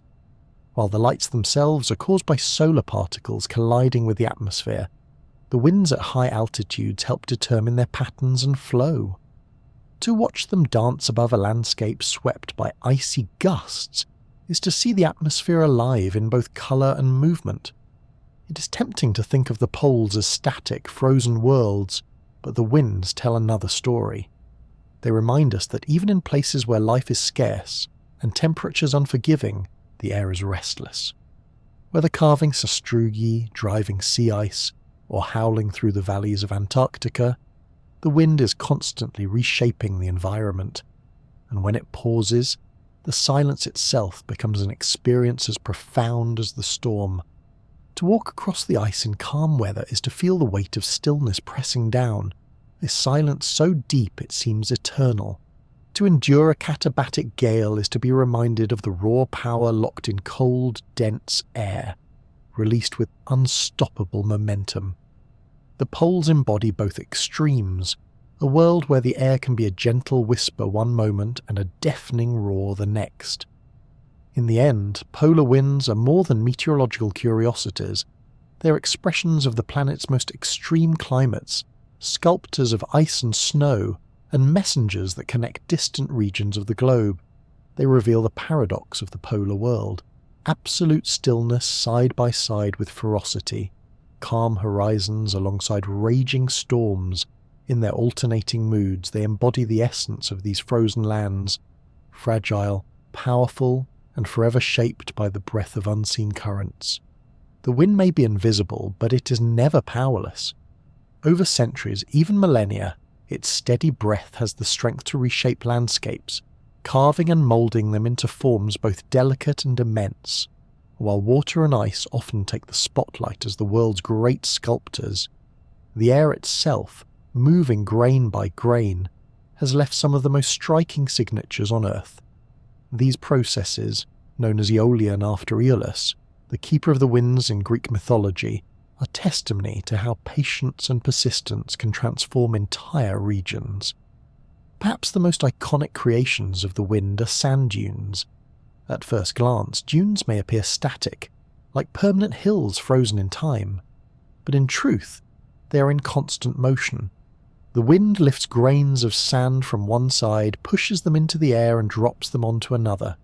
Each gust, however small, plays its part in shifting the dune. Over years, the structure creeps across the desert like a slow wave, advancing metre by metre. To stand among them is to witness a landscape that is alive, although its pulse beats in centuries rather than seconds. The shapes of dunes tell stories of the winds that built them. Crescent-shaped birchen dunes point their horns downwind, forming under steady breezes that always blow from the same direction. Star dunes rise like pyramids, with multiple arms radiating outwards, a result of winds that shift unpredictably. Long ridges, called seaf dunes, stretch for kilometres, aligned with prevailing currents. Each type is a signature, a record written in sand of how the air has moved over time. It is a language of the landscape that requires no words, only forms sculpted grain by grain. Among the most awe-inspiring dunes are those of the Namib Desert in Namibia. Towering hundreds of metres, some glow red in the light of dawn, their ridges casting sharp shadows across endless sand seas. These dunes are ancient, many millions of years old, yet they remain restless, migrating slowly toward the Atlantic coast. In China, the singing dunes of Dunhuang hum as grains tumble down their slopes, creating low, resonant notes. Travellers who hear them describe the sound as eerie yet soothing, as though the desert itself were breathing a tune. Each of these places shows how wind can not only sculpt, but also give voice to the land. Beyond sand dunes, the wind's work is visible in Loess Plains, vast blankets of fine dust deposited over thousands of years. Loess is made of tiny particles ground by glaciers and carried far by the air, settling in thick layers that can reach hundreds of meters deep. In northern China, the Loess Plateau stretches for hundreds of thousands of square kilometers, its soft soils carved into gullies and terraces where generations have built homes and farms. In Europe and North America, similar deposits formed fertile farmland, giving rise to some of the world's most productive agricultural regions. What begins as dust lifted into the air becomes, over time, the foundation for civilizations. The wind also sculpts on a smaller, more delicate scale. Rocks in deserts often display curious shapes, mushroom-like pedestals, smooth hollows, and sharp ridges. These are the result of sand blasting, as wind-driven grains slowly erode exposed surfaces. Unlike rivers that gouge valleys or glaciers that carve mountains, the wind works with subtlety. It polishes, smooths, and rounds, leaving behind forms that seem almost like sculptures displayed in an open-air gallery. Some look so intentional that it is easy to mistake them for human artistry, when in truth they are the work of countless storms. One of the most striking examples of wind-shaped terrain is White Sands in New Mexico. Here, gypsum crystals ground into fine grains have been blown into an enormous dune field stretching over hundreds of square kilometers. Unlike the golden deserts elsewhere, these dunes are pure white, glowing in sunlight as though covered in snow. The wind moves them ceaselessly, a shimmering reminder that even in arid places landscapes can be as dynamic as the sea, and indeed, dunes are often compared to waves. Just as the ocean's surface ripples and swells under the push of water, the desert's surface undulates under the push of air. To watch a line of dunes is to see a frozen surf, a rolling sea paused mid-motion. Yet these dunes do move, albeit so slowly that human eyes rarely notice. Over centuries, entire fields of sand migrate, swallowing roads, villages, or ancient carvings, only to release them again generations later. It is the kind of change that reminds us of time's scale, imperceptible in a lifetime, but monumental when measured in ages. In addition to shaping solid ground, the wind plays a quieter role in carrying life. dust lifted from deserts can spread nutrients across continents. The particles that blanket the Amazon rainforest, sustaining its fertility, often begin in the Sahara, blown across the Atlantic by the trade winds. Without these invisible gifts, the lushest forest on Earth might struggle to survive. Here again, the sculptor's hand is subtle, not only carving dunes and rocks, but nourishing far-off ecosystems with unseen grains. For people, the influence of aeolian processes has always been mixed. Wind-blown dust can create fertile soils, but it can also bring hardship. Dust storms in the American Great Plains during the 1930s stripped away topsoil and devastated farms, a crisis etched into memory as the Dust Bowl. Entire families fled their land, driven not by armies or drought, but by relentless winds carrying the soil itself into the sky. These storms were a stark reminder that the atmosphere is not just background scenery, but a powerful actor in human history. Yet there is something deeply soothing about the image of dunes and plains shifting under the wind. Imagine standing on the crest of a sand ridge at dusk, the air cooling, the surface beneath your feet still warm from the day's sun. In the fading light, the dune field stretches endlessly, ridges upon ridges, each sculpted by breezes that have blown for centuries. The silence is broken only by the faint hiss of grain sliding down a slope, a sound as ancient as the desert itself. These dunes are not static. They are waves moving through time, flowing at a pace too slow for the eye to catch, yet steady enough to alter maps and bury monuments. Even in their harshness, the deserts and plains shaped by wind hold a strange tranquility. They remind us that power need not be loud or sudden to be transformative. The slow, steady persistence of moving air, lifting one particle at a time, is enough to rearrange entire landscapes. The Earth itself is always being redrawn, its contours adjusted by forces as gentle as a breeze or as fierce as a storm. In the end, the wind's role as a sculptor is both practical and poetic. It creates soils that feed humanity, dunes that inspire awe, and rock forms that resemble art. It moves with patience, with rhythm, with an artistry that speaks of time measured not in days or years, but in millennia. To walk among the landscapes it has shaped is to step into a gallery of natural design, where every curve and ridge is the signature of an invisible hand. And as the dunes continue their slow migration and dust travels across oceans, the story of the wind as sculptor carries on, a testament to the quiet persistence of air in motion. The air around you may seem empty, but it is often filled with travellers, tiny seeds, invisible spores, and grains of pollen drift unseen, carried on invisible currents to places their parent plants could never reach on their own. The wind is the gardener the forest never sees, moving silently among trees and meadows, scattering life across the land. Without these subtle couriers, the green world would be smaller, less connected, and far less resilient. Plants face a fundamental challenge. Once rooted in the soil, they cannot simply pick up and walk to new territory. To survive, they must send part of themselves outward, trusting that seeds will find fresh ground and that pollen will find another flower. Many rely on animals to do this job, luring bees with nectar, enticing birds with berries, or hitching burrs onto fur. Yet countless others turn instead to the air, releasing their fragile emissaries to float on the breath of the world. The design of these windborne travellers is ingenious. Take the dandelion, a plant so common it is easy to overlook. Each of its seeds is attached to a tiny parachute, a cluster of fine filaments that catch the faintest breeze. A single puff from a child's lips can send dozens spiralling skyward, each seed capable of drifting kilometres before settling. The sight may seem whimsical, but it is evolution at its most efficient. By harnessing the air, dandelions spread relentlessly, colonising fields, cracks in pavement, and any patch of soil willing to host them. Conifers, too, are masters of wind dispersal. Pine, spruce, and fir trees produce clouds of pollen so vast they can turn the air yellow during spring. These grains are lightweight and aerodynamic, built for travel. Released in staggering quantities, they drift across forests in search of female cones.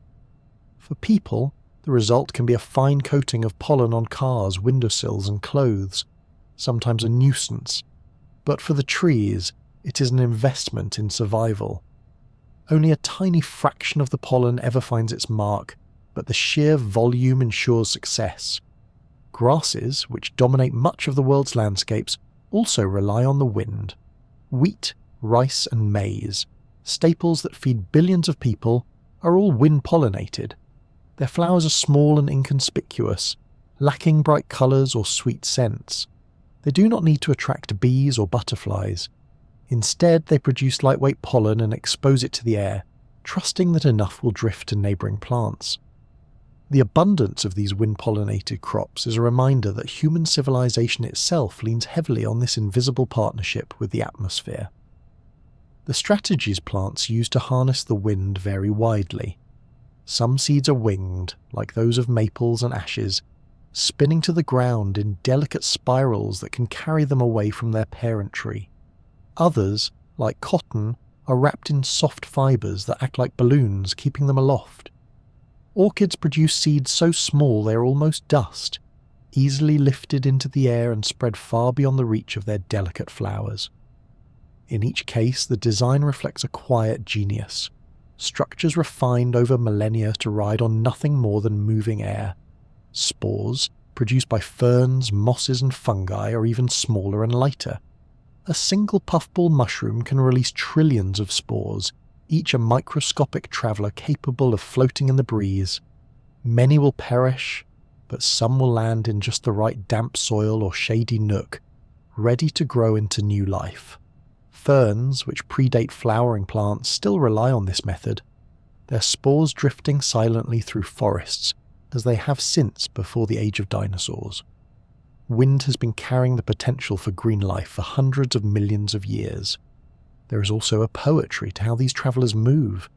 A meadow in spring is a stage for endless small departures, pollen clouds lifting, seeds spiralling, spores rising invisibly. Each is released into uncertainty, borne on the trust that the wind will carry it to a suitable home. Some journeys are short, ending just a few steps from where they began. Others cross oceans. Scientists have documented seeds and spores travelling thousands of kilometres, lifted into the upper atmosphere and deposited continents away. The air is not just local weather, it is a global highway for life. Of course, this dispersal does not always benefit humans. The very efficiency of windborne pollen makes it one of the leading triggers of allergies. Hay fever, with its sneezing and watery eyes, is essentially a side effect of the air being filled with plant ambitions. For every grain of pollen that finds its target, countless others find human noses instead. It is an unintended reminder of just how much life is carried invisibly around us, even on the clearest of days. For ecosystems, though, the benefits are profound. Wind dispersal ensures genetic diversity by spreading pollen between distant plants. It allows seeds to colonize new ground after fires, floods, or landslides. It connects isolated patches of habitat, ensuring that life can rebound even when conditions change. Without the constant scattering of seeds and pollen, forests would shrink, grasslands would wither, and the planet's green cover would be far less resilient. There are famous examples of landscapes shaped by this invisible gardening. The great prairies of North America, filled with wind-pollinated grasses, stretch for thousands of kilometres, a testament to how effective air can be as a partner in reproduction. Alpine meadows, where insects may be scarce due to cold, rely heavily on the wind to move pollen between hardy plants.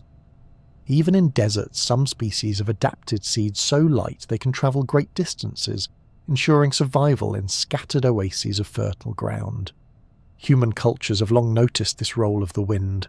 Poets write of seeds carried to new beginnings, of breezes as messengers of renewal. Farmers for centuries have observed how pollen drifts across their fields, linking one crop to another. Even modern science builds on these observations, using models of wind flow to predict where seeds of invasive species may spread, or how genetically modified crops might affect their neighbours. It is humbling to think that the same force that sculpts dunes and powers storms also acts with such tenderness, carrying delicate seeds through the air. A storm can topple trees, but in the same motion, it may spread their seeds to fertile ground where new trees will grow. The wind is both destroyer and creator, but in its role as disperser, it shows a gentler hand.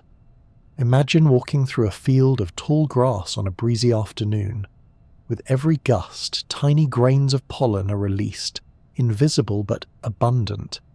Somewhere nearby, they will find their way to receptive flowers, beginning the cycle anew. A dandelion head, brushed by the wind, sends its seeds aloft in slow spirals. A pine forest releases its yellow dust, clouds that seem almost alive as they drift between branches. These scenes unfold constantly, usually unnoticed, yet they are the very foundation of renewal in the plant world. The next time a breeze touches your cheek, it may well be carrying more than just air. It could be lifting the promise of future forests, meadows and gardens. It could be scattering the descendants of ancient plants, continuing patterns that began long before humans walked the earth. The wind is the gardener the forest never sees, tireless, invisible and patient, forever tending to the growth and renewal of the living world. For as long as humans have looked across the sea, the wind has been both challenge and companion. Before engines, before even the simplest oars were refined into fleets of galleys, people learned to bend fabric to the breeze and let invisible forces carry them across vast waters. To harness the wind was to gain freedom from the shoreline, to transform the uncertain expanse of ocean into a pathway rather than a barrier. Few inventions have been as quietly transformative as the sail, that simple yet profound sheet of cloth that turned moving air into momentum. Among the earliest masters of this art were the Polynesians, whose voyages across the Pacific remain one of the most extraordinary feats of human navigation. Thousands of years ago, long before magnetic compasses or sextants, Polynesian sailors built canoes with twin hulls and broad triangular sails. They read the waves, the stars, the flight of birds, and the feel of the wind on their skin. With these tools, they crossed stretches of open sea so vast they would dwarf the journeys of European explorers centuries later. The wind was not just a power source to them, but a living presence, a guide and a partner. Oral traditions speak of reading the voices of the breeze, of knowing when a shift would carry them toward a distant island hidden beyond the horizon. Far away in the Mediterranean, the Phoenicians were also bending the wind to their will. From around 1,000 years before the Common Era, they built sturdy ships that carried them along the coasts of Africa, Europe, and as far as Britain. Their square sails, set against prevailing breezes, gave them the ability to travel further and faster than oars alone would allow. These sailors wove trade networks that spread not only goods but also alphabets, ideas, and cultures. With the wind at their backs, they turned the sea from a divider into a highway, stitching together the ancient world. In both cases, the intimacy between sailor and air was profound. A good navigator could read a shift in wind the way a farmer reads clouds, or a musician hears changes in pitch. The subtle creak of rigging, the tremble of a sail, or the ripple of water against a hull all revealed the invisible hand of the atmosphere. To ignore the wind was to risk disaster. To understand it was to unlock safe passage, survival, and sometimes prosperity. The partnership between humans and wind was not always cooperative. A sudden storm could shred sails or dash ships against rocky shores. Ancient epics are filled with stories of sailors pleading with the gods of wind for mercy. The Greeks imagined Aeolus, keeper of the winds, opening and closing bags of air to direct or disrupt voyages. Such myths reflected the deep truth that wind could not be controlled, only courted. The sailor's art lay in adjusting to its moods, setting sails with humility and skill to make use of whatever it offered. There is a quiet elegance in how different cultures adapted their sails to local conditions. The triangular lateen sail, used around the Mediterranean and the Indian Ocean, allowed ships to tack against the wind, zigzagging toward their destination instead of being limited to tailwinds alone. Square sails, by contrast, caught large amounts of air for long downwind journeys. Polynesians crafted crab-claw sails with curved spars, remarkably efficient designs that modern engineers still study for their effectiveness. Each shape was a conversation with the wind, an answer to the question, how best to share this journey with the air? Consider the experience of being at sea in those earlier centuries.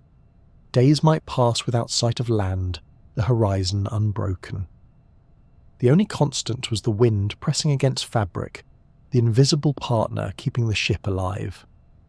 Sailors would measure its moods with every sense: the direction of smoke from a cooking fire, the salt spray blowing over the deck, the cooling or warming of their faces. The wind was not an abstraction but an intimate companion, present in every task and every thought. Exploration itself was born from this relationship.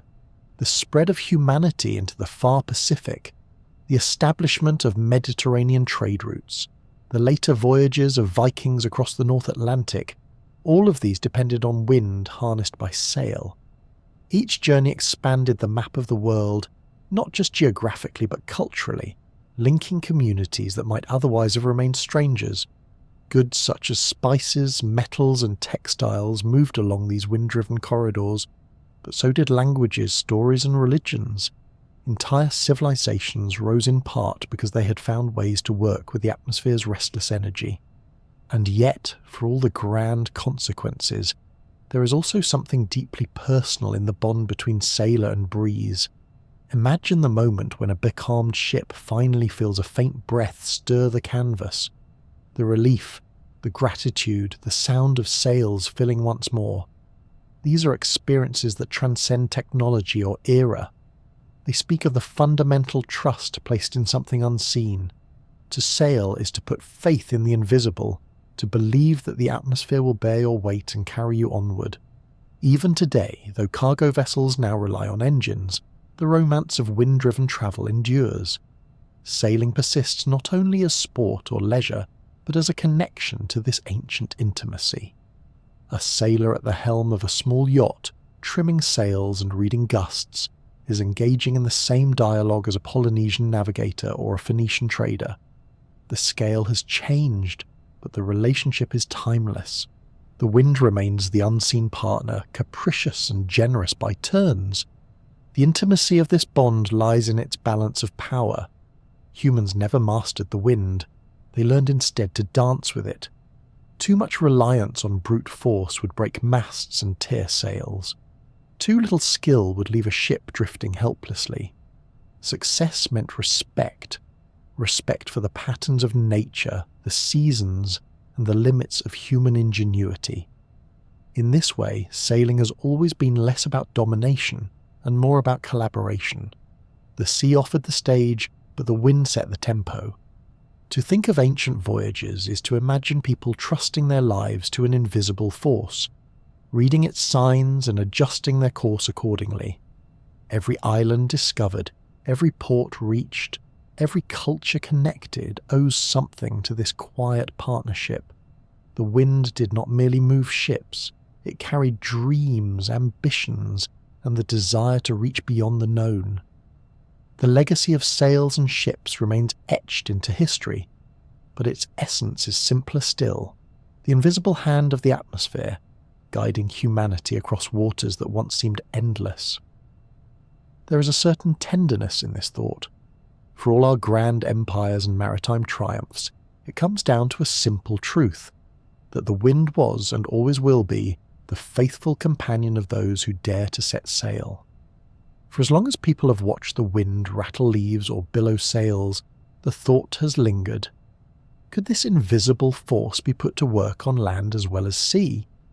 The answer came in the form of the windmill, one of humanity's earliest and most elegant partnerships with the atmosphere.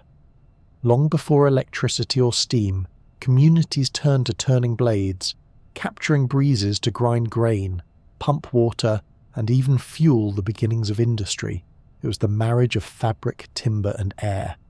A quiet technology that reshaped landscapes and livelihoods. The origins of windmills reach back to Persia around the 9th century. Early designs used vertical sails made of reeds or cloth, rotating slowly to grind grain in arid regions where rivers were scarce.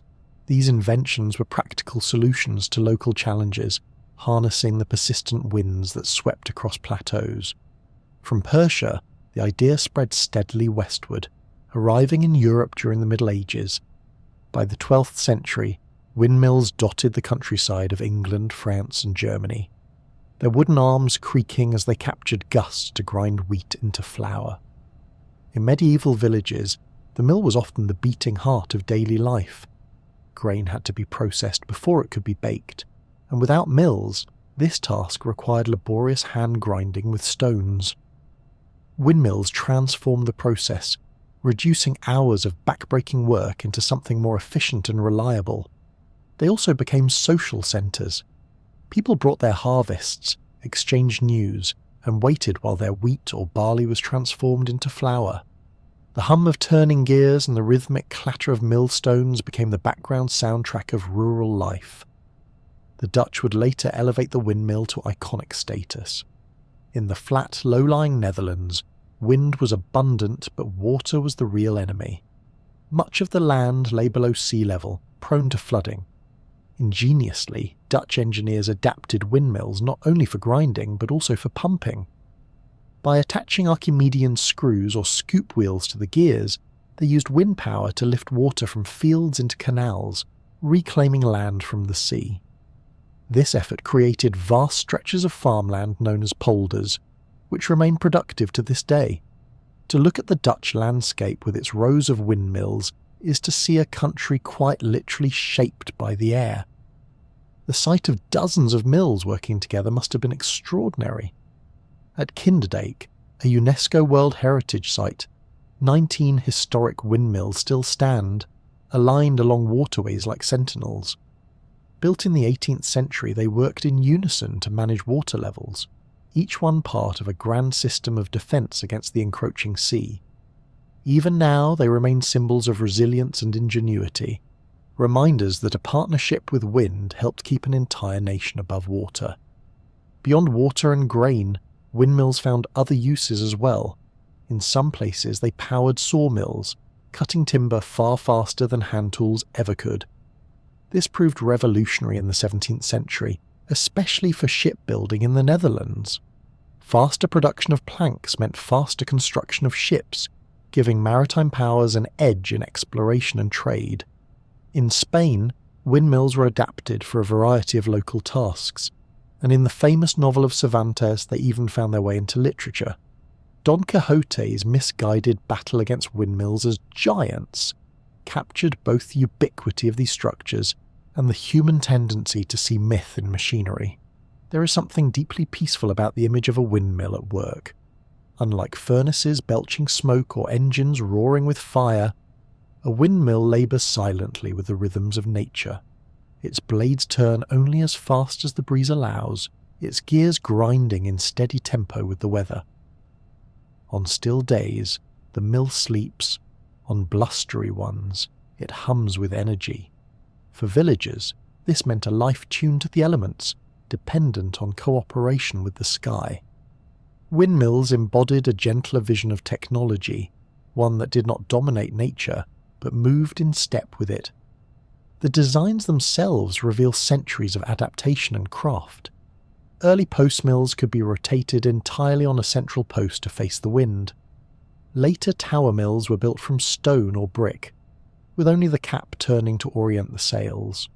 The sails evolved too, from simple cloth stretched over frames to more complex lattices that could be adjusted for stronger or weaker winds. Some even included shutters that opened and closed like the slats of a Venetian blind, allowing the miller to regulate speed.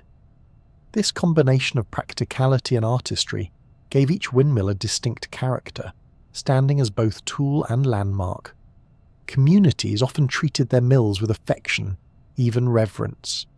They were prominent on the skyline, visible for miles, and their creaking arms became familiar companions to generations. Children grew up playing in their shadows, while adults depended on them for food and livelihood. In many cultures, they became symbols of endurance and patience, the slow, steady turning of blades echoing the slow, steady work of life itself. Windmills also bridged the line between necessity and beauty. A row of mills turning gently against a sunset became as much a part of cultural identity as their practical function. Painters captured them on canvas, poets wrote of their quiet dignity, and travellers carried away images of landscapes defined by their silhouette. Even now, centuries later, the windmill is a symbol instantly recognisable, representing not just utility but also heritage and harmony with the environment. There is a certain intimacy in the way a mill responds to the air. The miller, experienced and watchful, would adjust the sails, feeling for the right tension, trimming fabric or setting shutters according to the day's weather. Too much wind could splinter the machinery, too little would bring production to a halt. In this way, the miller's work mirrored that of a sailor. Both relied on invisible currents, both learned to sense subtle changes, and both knew that respect for the wind was essential to survival. As centuries passed, windmills gradually gave way to engines powered by coal, oil, and eventually electricity. Yet their legacy remains profound. They mark the beginning of humanity's long attempt to capture renewable energy, to transform a fleeting breeze into steady work. In a sense, every modern wind turbine is a descendant of those early mills, turning blades that continue the quiet partnership between air and human ingenuity. Even today, when we see a windmill standing alone in a field or clustered along a canal, there is something calming in its presence. It is a reminder of a time when technology did not roar but sighed, when industry moved with the weather rather than against it. The turning blades speak of patience, of a relationship with the atmosphere that was both humble and inventive. The wind did not simply blow past, it entered the gears, the stones and the grain, leaving behind flour, reclaimed land and livelihoods. The windmill in all its forms is proof that the simplest ideas can carry the deepest impact. By capturing what is always moving, people found a way to anchor themselves, to feed their communities, to reclaim their land, and to build their ships. It was technology rooted not in force but in trust, a dialogue between human craft and natural rhythm. The blades still turn in memory, symbols of a world that learned early on that the wind could be more than a passing breeze. It could be a partner in the art of living.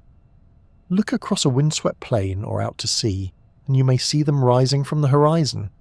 Tall white towers crowned with 3 slow-turning blades. These are the modern descendants of the miller's craft, wind turbines designed not to grind grain or pump water, but to generate electricity for entire cities. The principle is ancient. Harness the movement of air and translate it into work. Yet the scale today is astonishing. The same force that once pushed Viking ships across the North Atlantic now lights homes, powers industries, and feeds into grids that connect whole nations. Wind power has grown from humble beginnings into one of the fastest expanding sources of renewable energy in the world. A single modern turbine can stand more than 200 meters tall, its blades as long as the wingspan of a jumbo jet. As the wind turns them, the blades spin a rotor connected to a generator, transforming kinetic energy into electrical current. Arrays of these turbines, clustered together in wind farms, can produce power on a scale that rivals conventional power plants, but with no smoke, no coal, and no need to dig into the earth. The growth of wind energy is partly a response to necessity. As societies grapple with climate change and the finite nature of fossil fuels, the attraction of a limitless, clean force becomes clear. The wind does not run out, nor does it charge for its services. It arrives freely, sometimes too much, sometimes not enough, but always there, waiting to be caught. countries such as Denmark, Spain, and Germany have made wind a cornerstone of their energy strategies, with Denmark at times producing more than half of its electricity from turbines. Offshore farms in the North Sea, with their rows of towering blades, are visible proof that this once humble technology has grown into a global industry. And yet, for all their promise, turbines stir debate. To some, they are graceful monuments to a cleaner future, their blades turning quietly against open skies. To others, they are intrusions, mechanical giants disrupting natural vistas or rural tranquility. Walkers in the countryside sometimes describe them as alien, breaking the silhouette of hills once untouched. Conservationists worry about their impact on birds and bats, though advances in design and placement continue to reduce these risks. The debate often circles back to beauty versus intrusion. Are turbines elegant symbols of progress, or blemishes on the landscape? It is a debate worth having, for landscapes matter. Humans have always sought meaning in the places they inhabit, and the windmill itself was once criticised before becoming a beloved cultural symbol. Dutch painters celebrated mills that in earlier centuries may have seemed intrusive. The same may happen with turbines. Already, for many, the sight of blades turning slowly on a ridge or offshore platform brings reassurance rather than dismay, a visible sign that cleaner energy is flowing into the grid. Beauty, like the wind, is sometimes a matter of perspective. The scale of wind power is impressive. Turbines on land are only part of the story. Offshore installations, often built miles from the coast, capture stronger and more consistent breezes that sweep across open seas. Some of these farms are vast, with hundreds of turbines standing in neat rows, each one silently generating power. They are feats of engineering as much as environmental policy, demanding careful construction in deep water and maintenance in challenging conditions. Yet the rewards are immense: stable, large-scale energy without the emissions that have shadowed human progress for 2 centuries. The technology itself continues to evolve. Early turbines were modest, producing just a few kilowatts. Today, some designs are capable of generating more than 15 megawatts each, enough to power thousands of homes. Engineers experiment with new blade shapes, floating platforms for deep-sea farms, and even airborne turbines tethered by cables to catch winds at higher altitudes.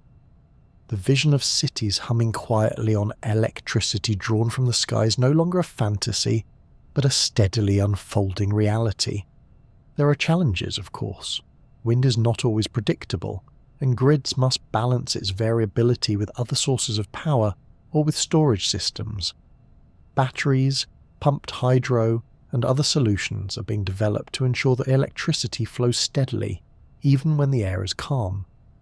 The materials and costs of turbines themselves also require thought, from the steel and composites used in construction to the eventual recycling of old blades. Yet compared to the extraction and burning of fossil fuels, these challenges feel like refinements rather than insurmountable obstacles. Communities that host turbines often experience a complex relationship with them. On the one hand, wind farms bring jobs, revenue, and sometimes even lower energy costs. On the other, the change to the landscape can be divisive. In some regions, neighbours argue over whether the whoosh of blades is a soothing sound or an unwelcome hum. Others embrace turbines as part of local identity, giving them nicknames or celebrating their presence in festivals. Just as medieval villages once gathered around their windmills, modern towns are learning to live with their 21st century counterparts. There is also something calming in the slow, deliberate motion of the blades. Unlike the frantic churn of fossil-fueled machinery, turbines turn with measured grace, responding directly to the pace of the air.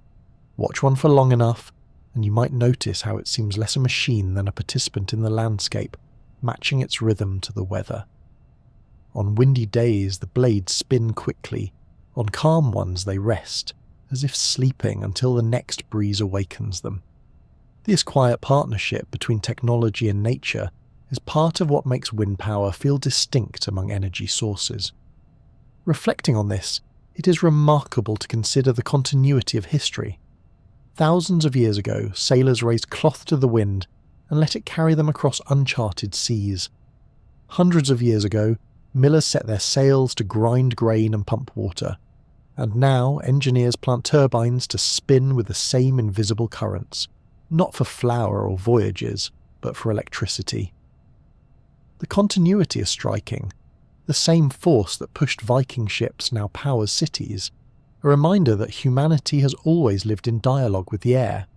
It is tempting to see wind power as futuristic, but in truth it is one of our oldest partnerships, refined and scaled for a new age. As climate challenges grow sharper, the appeal of this partnership becomes clearer.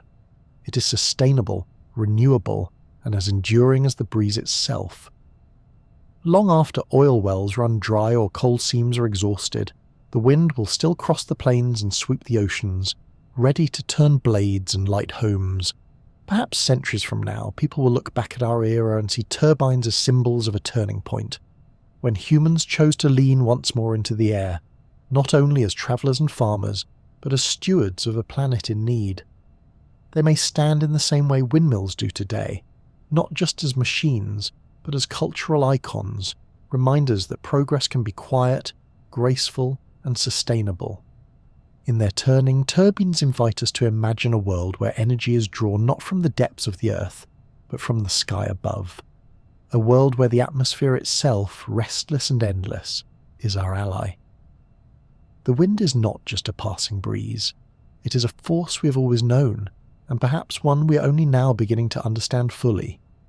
Its whisper still moves ships, mills, and turbines, carrying with it the promise of a cleaner, steadier future.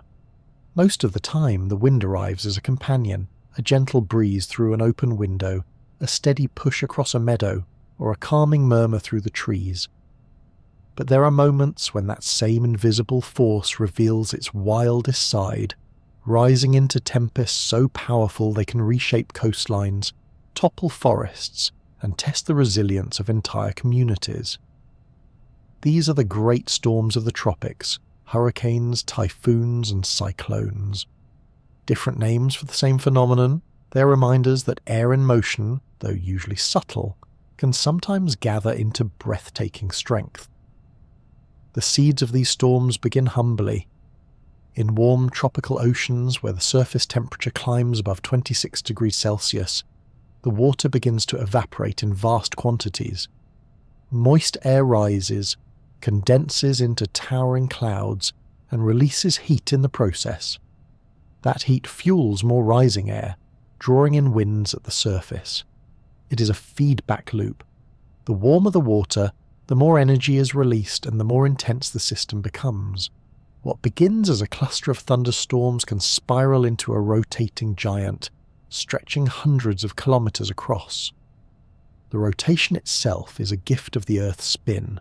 The Coriolis effect nudges the rising air into a spiral, causing the entire system to rotate. In the northern hemisphere, the swirl spins counterclockwise. In the southern hemisphere, clockwise. At the centre of it all lies the eye, a region of eerie calm where skies may clear and winds soften, surrounded by the eye wall. The most violent part of the storm, where gusts can roar at over 300 kilometers per hour. To step into the eye is to enter a paradox, serenity at the very heart of chaos. Different regions of the world give these storms different names. In the Atlantic and Eastern Pacific, they are hurricanes. In the Western Pacific, they are typhoons. In the Indian Ocean and South Pacific, they are called cyclones. The label may change, but the physics remains the same. Heat, moisture, and rotation combining to create nature's greatest windstorms. For those who live in coastal regions, the approach of such a storm is unforgettable. The air grows heavy, the sea begins to rise, and the wind quickens from a breeze to a howl. Palm trees bend, windows rattle, and waves surge against the shore. The sound of a hurricane is often described as a constant roar, like 1,000 freight trains passing at once. Yet within that fury, there is still structure. Bands of rain, spirals of cloud, and the extraordinary calm of the eye which can lull the unprepared into thinking the storm is over, only for the winds to return from the opposite direction. Why do winds that normally bring relief and movement sometimes become destructive? The answer lies in imbalance. When warm seas pour more energy into the atmosphere than can be easily released, the system builds upon itself. Air rushes inward at tremendous speeds, rising, cooling, condensing and releasing yet more heat. It is nature's way of redistributing excess warmth from the ocean into the atmosphere. The violence of the storm is, in essence, the atmosphere's attempt to restore balance. To human eyes, the destruction may seem senseless, but in the grand design of the planet, even fury has its place. These storms have long captured human imagination. Ancient records from China, India, and Greece describe great tempests at sea, sinking fleets and flooding coasts. In the Caribbean, where hurricanes strike regularly, indigenous peoples told stories of storm deities, seeing the spiraling winds as expressions of divine power. Sailors feared the dreaded typhoon season in the Pacific, when entire armadas could be scattered by a single storm. Even today, the sight of a hurricane on satellite images, a perfect spiraling giant with a clear eye, carries both awe and dread. The impacts, of course, can be devastating.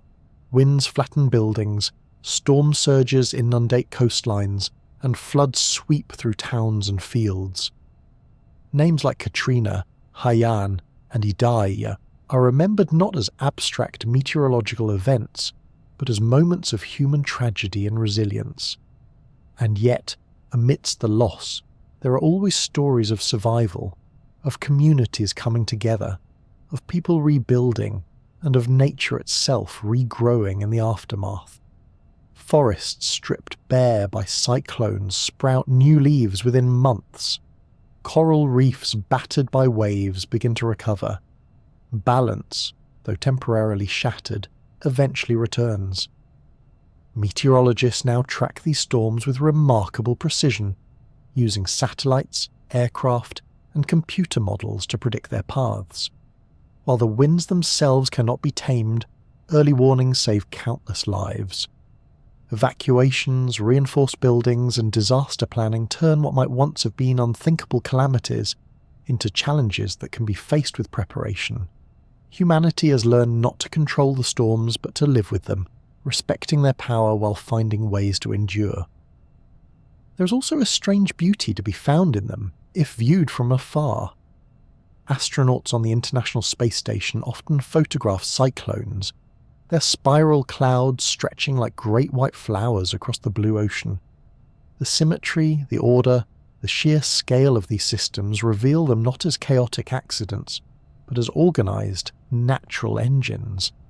To look at one from above is to see the atmosphere expressing itself with breathtaking artistry, even if that artistry on the ground is experienced as danger. Climate change has added new layers of concern.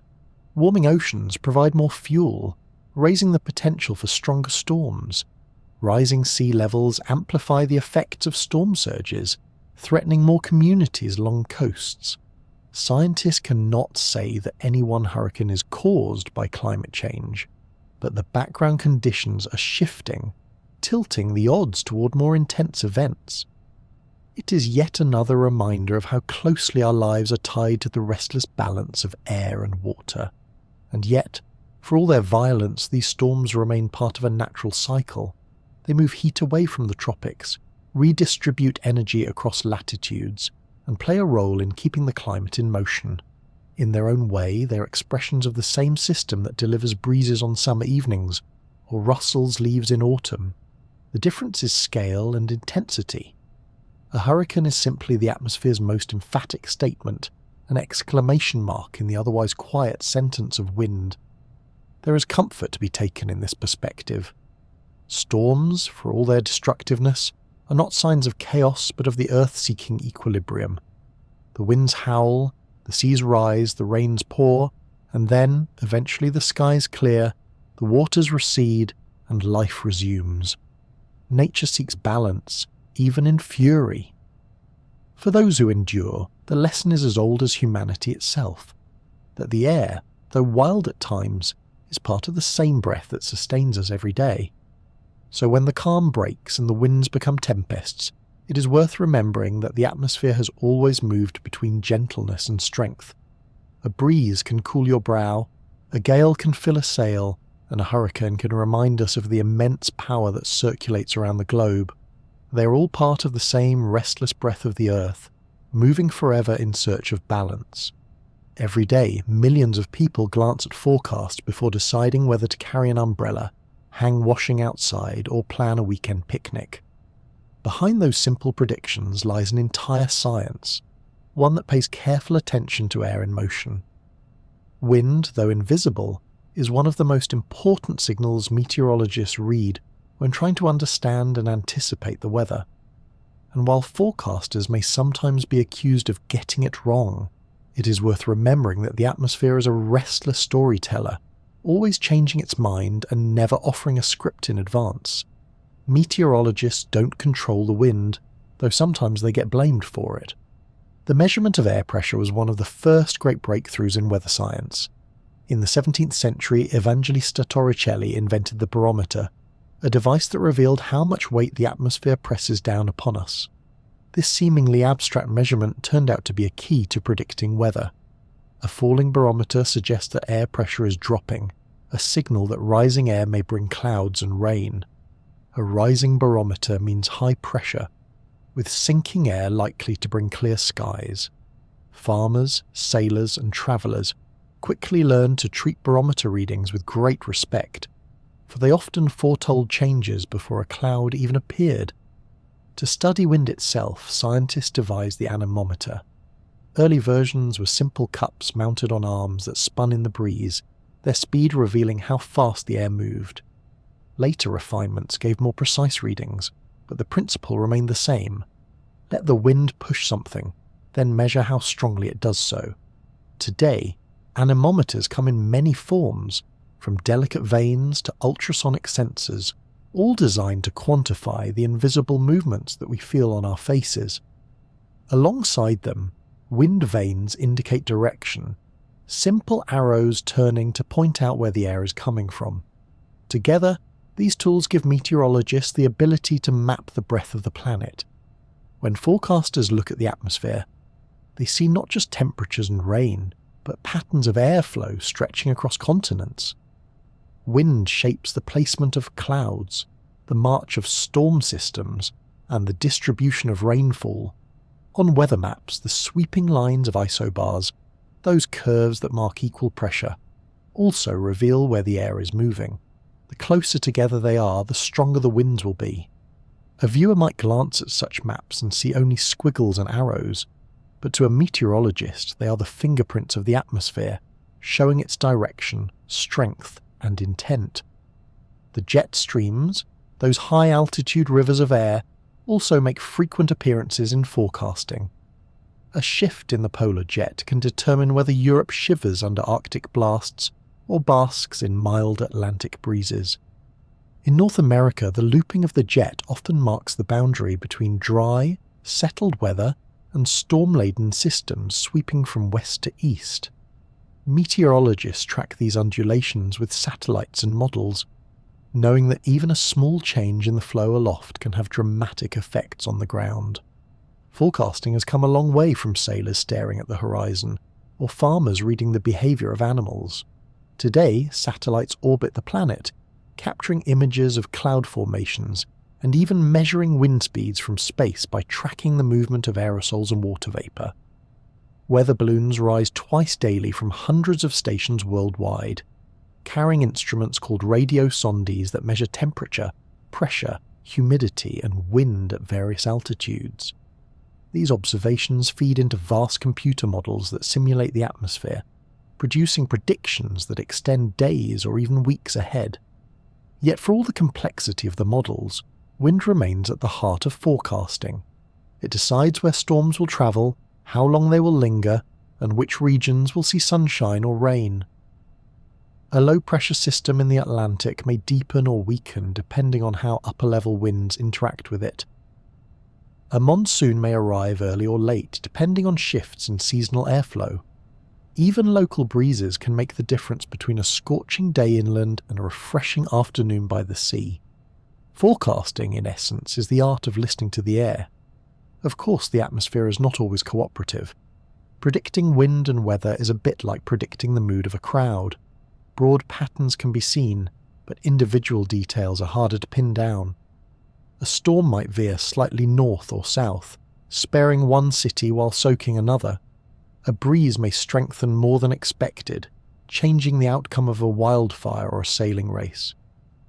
These uncertainties are not failures, but reminders that the atmosphere is a living system, filled with countless variables that no model can capture perfectly. Despite these challenges, accuracy has improved dramatically. A forecast 3 days ahead today is often as reliable as a forecast 1 day ahead was just a few decades ago. This progress is thanks to better understanding of wind patterns, more detailed observations, and ever more powerful computers. The constant interplay of measurement and prediction keeps the science moving forward, just as the air itself never stops. Beyond the practicalities, there is something quietly beautiful in the way meteorology views the world. To imagine the wind not as chaos but as structure, cells, jets, breezes and gusts, is to see order in what once seemed arbitrary. Forecast maps are like portraits of the atmosphere, showing the sweep of its currents, the spin of its systems, the places where it gathers and where it disperses. They remind us that the air above is not empty but alive, a restless companion shaping each day. Meteorology also connects people across the globe. Observations in one country may help predict a storm in another. Data shared across continents feeds into models that serve everyone, because the wind respects no borders. The gust that begins in the Sahara may affect rainfall in the Amazon. The jet stream bending over Asia may shape the weather in North America.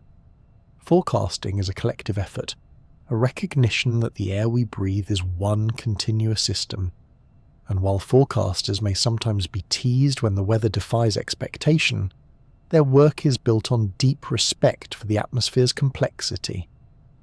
When a sunny picnic is spoiled by an unexpected shower, it is easy to blame the meteorologist, as if they were personally responsible for the breeze.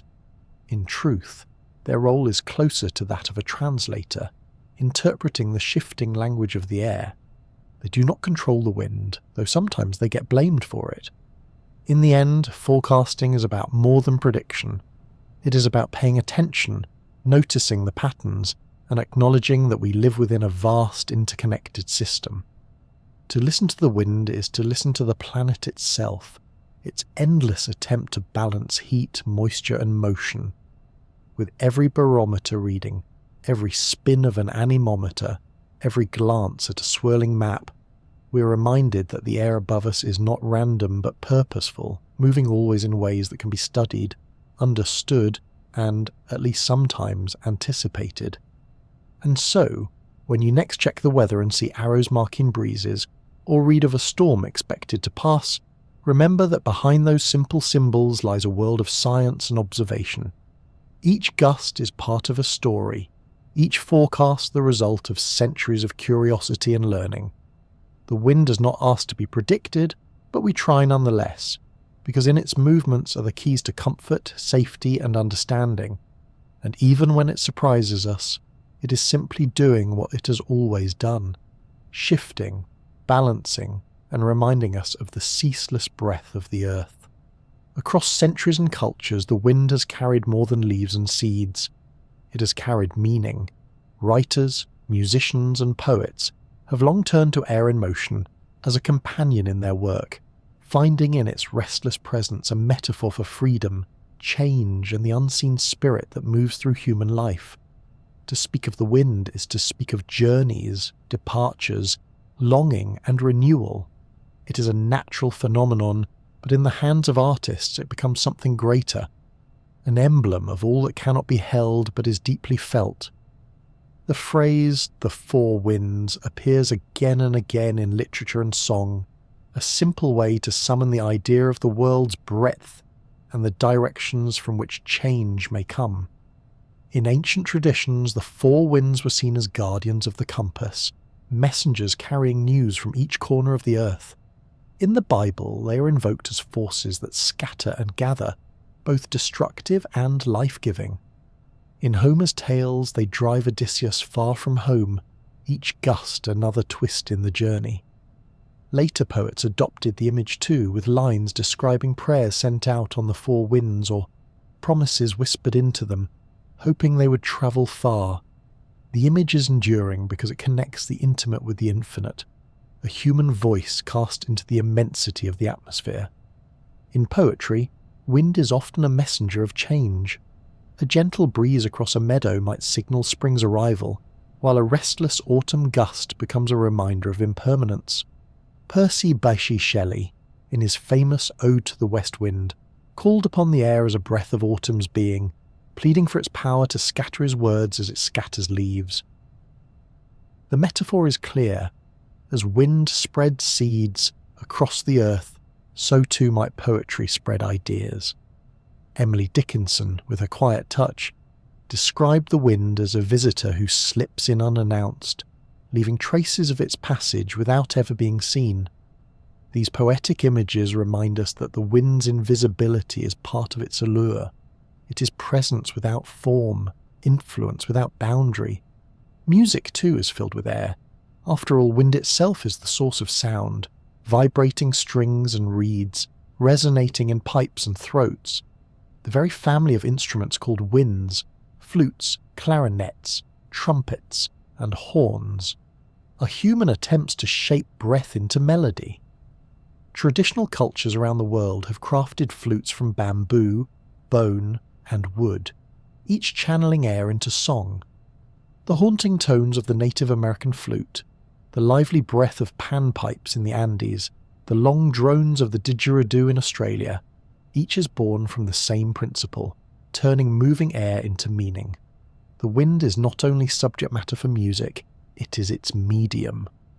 Songs about the wind often capture a sense of longing or freedom. Folk ballads speak of travellers carried by breezes, of messages drifting to loved ones, on the wings of the wind. Jazz musicians use the word to capture spontaneity and flow, as in the airy improvisations of saxophones that mimic the meanderings of a breeze. Even in popular culture, the metaphor endures. Lyrics compare love to a gust that cannot be contained, or life's direction to a leaf swept along. The universality of the image makes it endlessly adaptable, capable of speaking to any generation. In Eastern traditions, wind carries spiritual significance as well. In Chinese philosophy, it is linked with qi, the vital energy that moves through all things.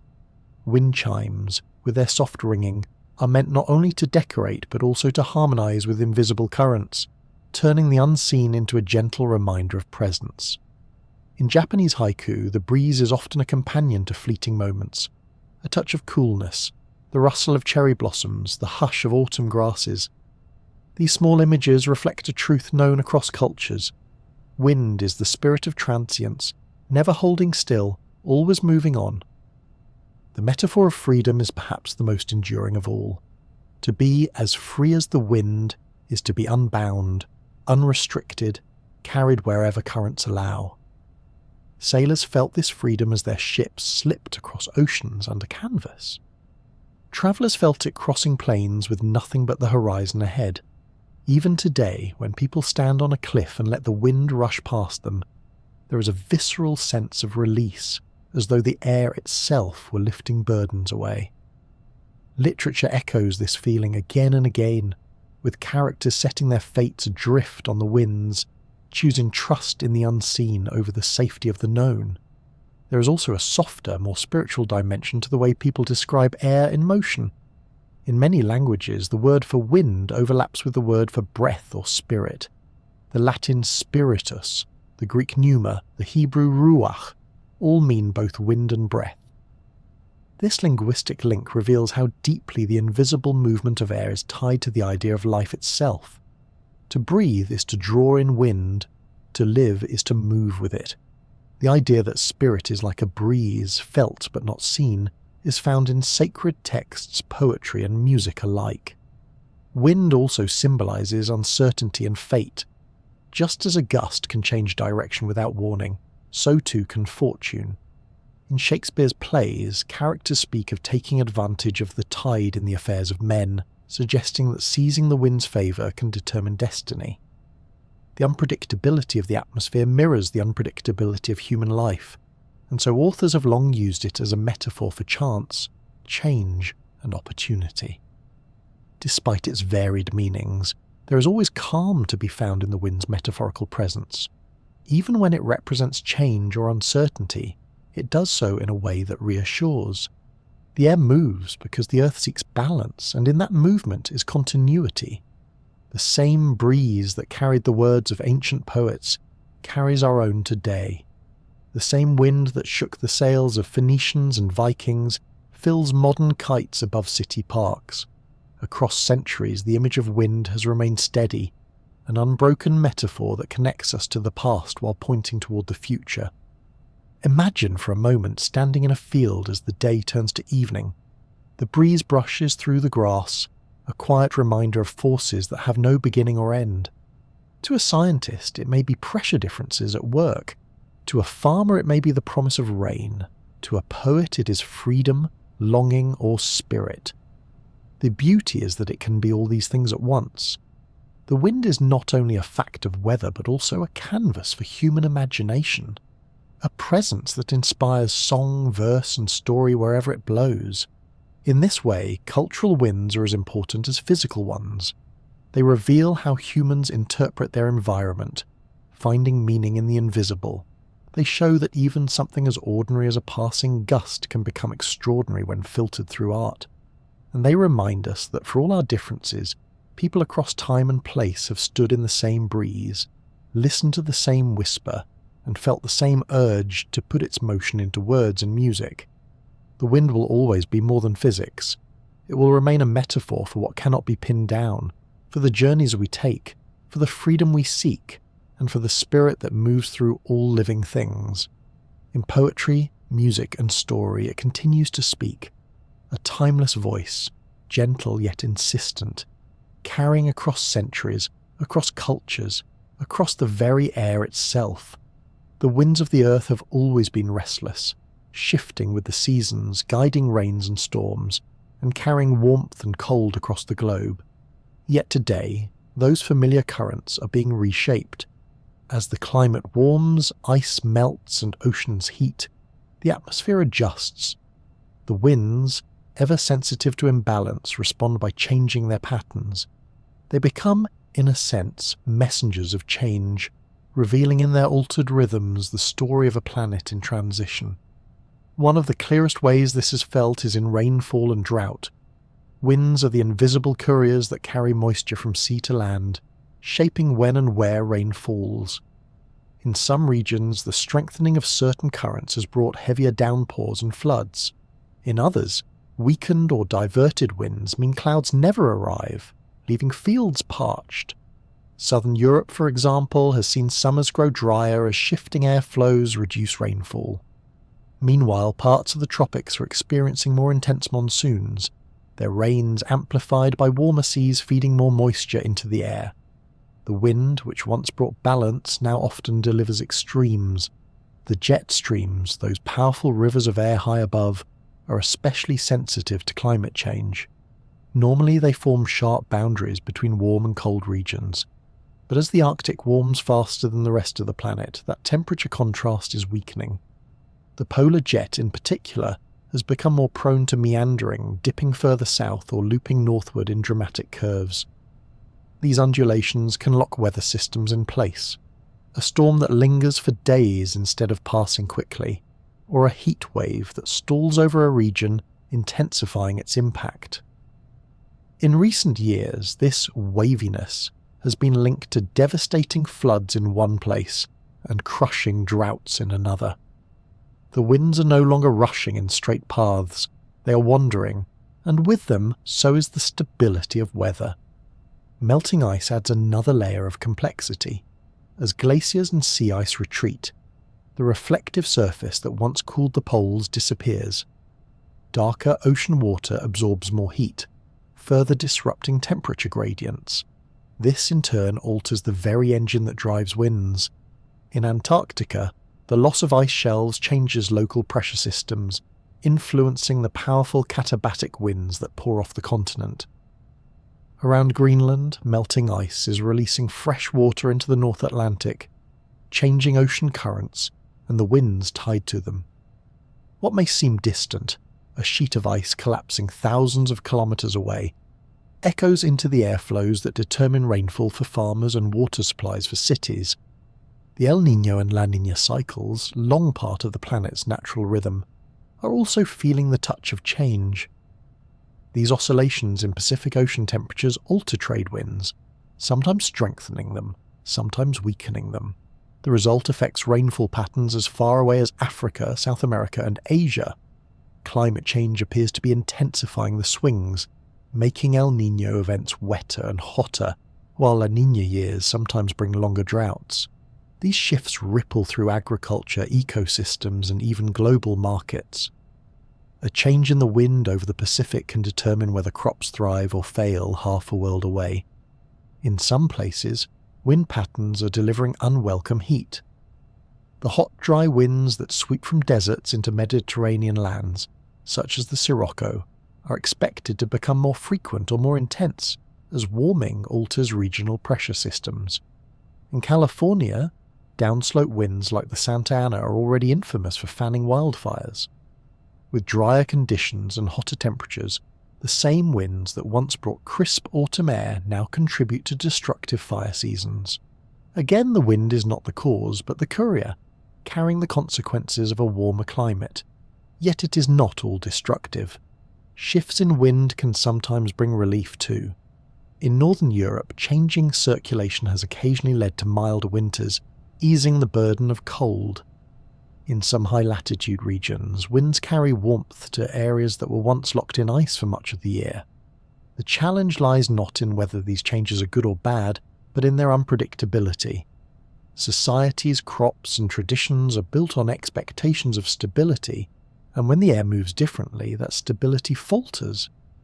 Meteorologists and climate scientists study these changes with a sense of urgency. Satellites track dust plumes, storm paths, and the bending of jet streams.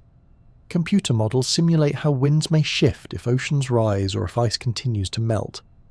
These predictions help governments prepare, but they also remind us of the delicate balance in which the atmosphere operates. A few degrees of warming in one region can cascade into altered wind systems that affect the entire globe. The interconnectedness is profound. It is easy to think of climate change as something abstract, a number on a thermometer, a projection for decades ahead. But when you feel an unseasonably hot wind, or when rains fail to come, or when a storm stalls for days where once it would have passed in hours, you're feeling the changes in motion. The winds make the invisible visible. They carry the message that the earth is adjusting, rebalancing itself under new conditions. And yet, for all the concern, there is also resilience in these systems. Winds are not static. They have always evolved with the planet's cycles. Ice ages came and went, deserts grew and retreated, monsoons waxed and waned. The difference now is the pace, accelerated by human influence. The winds, in their shifting, are reminders of how quickly change can ripple through the environment. They tell us that the atmosphere is alive, responsive, and sensitive to imbalance. There is a quiet honesty in recognizing this. To feel a breeze that arrives earlier than expected, or to notice storms that linger, is to sense the planet speaking. The message is not shouted but carried gently, insistently, on the currents of air. The wind has always been our companion, moving ships, turning mills, scattering seeds. Now it also carries a warning that the balance we depend on is delicate, and that the choices we make will shape how the air moves in years to come. Still, there is reassurance to be found in remembering that the wind is, at its core, a balancing force. It seeks to move heat from where it is too abundant to where it is scarce, to even out the differences that the sun creates. Even in its altered patterns, it is striving for equilibrium. Hurricanes redistribute tropical warmth, jet streams shift to spread polar cold, monsoons carry moisture inland. The winds may change, but their purpose remains the same, to balance the scales of the earth. In this way, wind is not only a messenger of change but also a symbol of continuity. It reminds us that the planet is dynamic, never still, and that our place within it is to listen and adapt. When the air moves differently, it is telling us something. It is asking us to notice, to adjust, and perhaps to find harmony once more with the systems that sustain us. So the next time a breeze brushes your face on a strangely warm winter day, or a storm lingers longer than you remember from childhood, pause for a moment. That motion of air may be more than weather. It may be the voice of a planet in transition, the breath of a world reminding us of its fragility. The winds are not enemies, they are messengers, carrying truths across continents. And in their ceaseless movement, they call us to acknowledge change, to respect balance, and to walk more gently beneath the restless sky. From the first whispers of ancient myth to the precise measurements of modern science, wind has been both mystery and companion. It has been imagined as the breath of gods, the voice of spirits, the invisible hand guiding ships across seas. Later it became understood as pressure gradients, molecules in motion, the natural balancing act of air across a restless planet. Through every lens, poetic, spiritual, scientific, the wind remains the same, unseen yet deeply felt, intangible yet profoundly real. To follow its story is to trace humanity's own relationship with the world. Long ago, when explanations lay in the realm of myth, people gave the winds names and personalities. Boreas, Zephyrus, Notus and Eurus filled the Greek imagination. In Asia, wind was bound up with ki and balance, a vital energy moving through sky and body alike. In India, the monsoon was worshipped as both saviour and destroyer, its arrival celebrated in festivals that still fill streets with song and colour. These cultural echoes reveal how wind was never just air in motion. It was a force too intimate and too important not to weave into stories of creation, love, and fate. Later, with the rise of exploration, the winds became partners in adventure. Polynesian navigators read their voices in the waves, guiding canoes across thousands of kilometres of open water. European sailors depended on the steady trade winds to carry them to unfamiliar continents and home again. Ships became instruments tuned to invisible currents, and sailors learned a deep intimacy with the atmosphere, trimming sails not in defiance but in cooperation. The wind was not simply moving them, it was deciding their possibilities. It shaped maps, empires, and exchanges that linked the farthest reaches of the earth. On land, windmills extended that partnership, turning air into labour. Their creaking arms ground grain, pumped water, and in the Netherlands quite literally reshaped the land itself.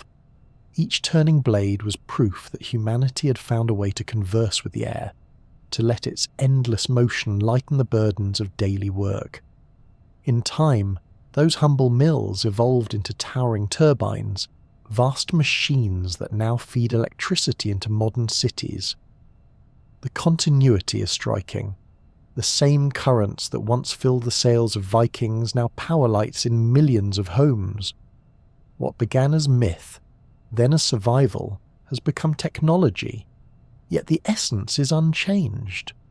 The natural world too bears the signature of wind everywhere. Sand dunes march slowly across deserts, waves frozen in golden grains that move by the patience of air. Dust storms lift nutrients from the Sahara and carry them across the Atlantic to feed the Amazon rainforest. Pollens drift on spring breezes, ensuring the renewal of forests, fields and grasses that sustain life. In mountains, katabatic gusts sweep cold into valleys, while along coasts the ocean exhales by day and the land sighs back by night. Each current, large or small, is a thread in the tapestry of the atmosphere. And at the grandest scale, winds form the heartbeat of climate itself. Hadley cells rise and fall, jet streams circle the globe, Monsoons pulse with seasonal rhythm. These vast patterns dictate where rains fall, where deserts expand, where crops can flourish. They also remind us of the fragility of balance. As ice melts and oceans warm, the air adjusts and winds shift in response. Storms linger, droughts lengthen, and rainfall grows erratic. In these altered patterns, the wind becomes a messenger, carrying the story of change. It is a voice that cannot be ignored, urging us to notice how delicate the balance truly is. Yet despite their power, winds are not always dramatic. Sometimes they arrive only as a touch against the skin, a soft stirring through leaves, a sigh at dusk as the world cools. These gentle moments matter just as much as the storms. They remind us of presence, of connection, of being part of an atmosphere that is constantly in motion. Every breath we take is drawn from that same restless sea of air, molecules that may once have risen from a rainforest, skimmed across an ocean, or brushed the summit of a mountain. To breathe is to join in the journey of the wind. The intimacy of this connection often escapes notice, but it is profound. When you stand on a cliff and feel gusts rush past, you're experiencing the global circulation of heat. When you sit under a tree and feel a cooling breeze, you are part of the daily cycle of land and sea. When you watch pollen drift like golden dust in spring, you're witnessing life's dependence on the air's invisible hand. The wind is both background and foreground, both quiet companion and world-shaping force. In literature and song, it remains one of humanity's most enduring metaphors. To be free as the wind, to be carried on its currents, to speak to the four directions, all are ways of expressing something beyond words. Poets still invoke it, musicians still sing of it, and even in ordinary conversation we turn to it when speaking of change or chance. Wind is a reminder that life itself moves, shifts, and cannot be held still. It is an emblem of impermanence and possibility. To follow the wind, then, is to follow a thread that connects myth and molecule, storm and stillness, history and future. It is a force that has guided sailors, inspired poets, turned the blades of mills, sculpted deserts, and fertilized forests. It has carried seeds, carried dust, carried ships, and carried stories. It is as close as your breath and as vast as the circulation of the entire atmosphere. Always moving, never owned, endlessly patient, endlessly restless. So when you step outside and feel even the faintest stirring of air, pause for a moment. That breeze may have travelled across oceans, brushed through forests, or risen from distant plains before it touched your cheek. It carries with it the fingerprints of the Earth's geography, the warmth of the sun, the cooling of the night, and the turning of the planet itself. The next time you feel a breeze, remember, it carries with it the story of the Earth. All throughout history and across every corner of the globe, the wind has been there, unseen yet always present. It moves across deserts and seas, between mountains and valleys, through forests and over cities. You cannot hold it, yet you can feel its touch. You cannot see it, yet you can watch its work in swaying branches, rippling grasses, or sails filled with power. The story of the wind is the story of the invisible made tangible, of a force that cannot be captured but is experienced every day in ways both subtle and profound. The air in motion has always carried a dual nature. On the one hand, it is the gentlest of companions, the cool relief on a summer's afternoon, the quiet stirring of curtains in an open window, the soft whisper through a field of wildflowers. It is the messenger of pollen and seeds, the breath that sustains forests, the current that carries rain to thirsty lands. These small, delicate roles remind us that wind is not only force but nurture, not only power but patience. It shapes life quietly, sustaining ecosystems and tending to the continuity of the living world. And yet that same air can reveal another side. A storm wind rising suddenly can tear trees from the ground, carve new channels in coasts, and topple the structures people have built. Hurricanes and cyclones are winds magnified, their rotation fueled by heat and imbalance, their strength enough to alter entire landscapes overnight. These moments remind us that the atmosphere is not tame. It has no malice, yet it has the power to overwhelm. Wind is both sculptor and destroyer, gentle enough to carry a seed, fierce enough to level a city. This duality is not contradiction but balance. The atmosphere seeks equilibrium, redistributing heat and moisture from one place to another, never resting. Sometimes the process is calm and soothing, sometimes wild and forceful, but always with purpose. The gales and tempests that unsettle human lives are part of the same system that carries clouds across continents and ensures life has water to drink. To see wind as enemy or friend is to forget that it is simply doing what it has always done, moving in search of balance, the ceaseless breath of the earth itself. Over the centuries, humanity has learned to live alongside this invisible partner. In myth, the winds were personified as gods, deities with tempers and personalities, courted or feared depending on their mood. In navigation, the winds were trusted companions, filling sails and carrying explorers to distant horizons. In technology, windmills and turbines turned breezes into work and electricity, blending human craft with atmospheric force. Across time, people have not merely endured the wind, but found ways to embrace it, to see in its restless motion opportunity rather than only danger. The landscapes of the world are filled with the evidence of its touch. Sand dunes shift in slow waves, each crest pushed grain by invisible currents. Plains of fertile loess, carried and laid down by ancient winds, feed millions of people. Ice and snow are carved into ridges and sculptures in polar regions, where katabatic gales roar unceasingly. Forests, fields, and even entire rainforests are nourished by dust carried across oceans, a reminder that what departs from one place may give life to another. The wind leaves its mark everywhere, yet it is never still long enough to be grasped. There is comfort in this constancy. Winds change direction, they rise and fall, but they never cease entirely. They connect the world in unseen ways, ensuring that no place is truly isolated. The air we breathe today may carry particles once lifted from faraway mountains or deserts. The same molecules of oxygen may have been exhaled by a tree in another hemisphere. In this sense, the wind binds all living things, knitting together the planet in a cycle that is at once physical and poetic. As the climate shifts, the winds are changing too, bending into new patterns, carrying different burdens. Some bring drought where once they carried rain, others linger with storms longer than before. They are messengers, subtle but insistent, telling us that the balance of the earth is shifting. Yet even here in their altered rhythms, the winds remain what they have always been. The planet's breath, adapting to new conditions, seeking equilibrium anew. For the listener, there is a kind of peace in remembering this. To step outside on a calm evening and feel a breeze is to connect with something vast, ancient, and enduring. It is to be reminded that while the wind may change, it will never stop.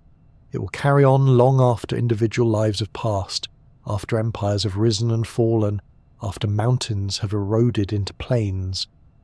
It is one of the constants of Earth, and in its endlessness there is a reassurance. So tonight, as you prepare to rest, let the thought of the wind be a gentle companion. Think of it as the soft balance keeper, forever in motion, carrying stories across continents and centuries. Think of it as sculptor and messenger, guardian of seeds and shaper of storms. It is the breath of the planet, a rhythm that continues whether or not we notice it. The wind will keep moving, the earth will keep breathing, and tonight you can rest in its endless rhythm.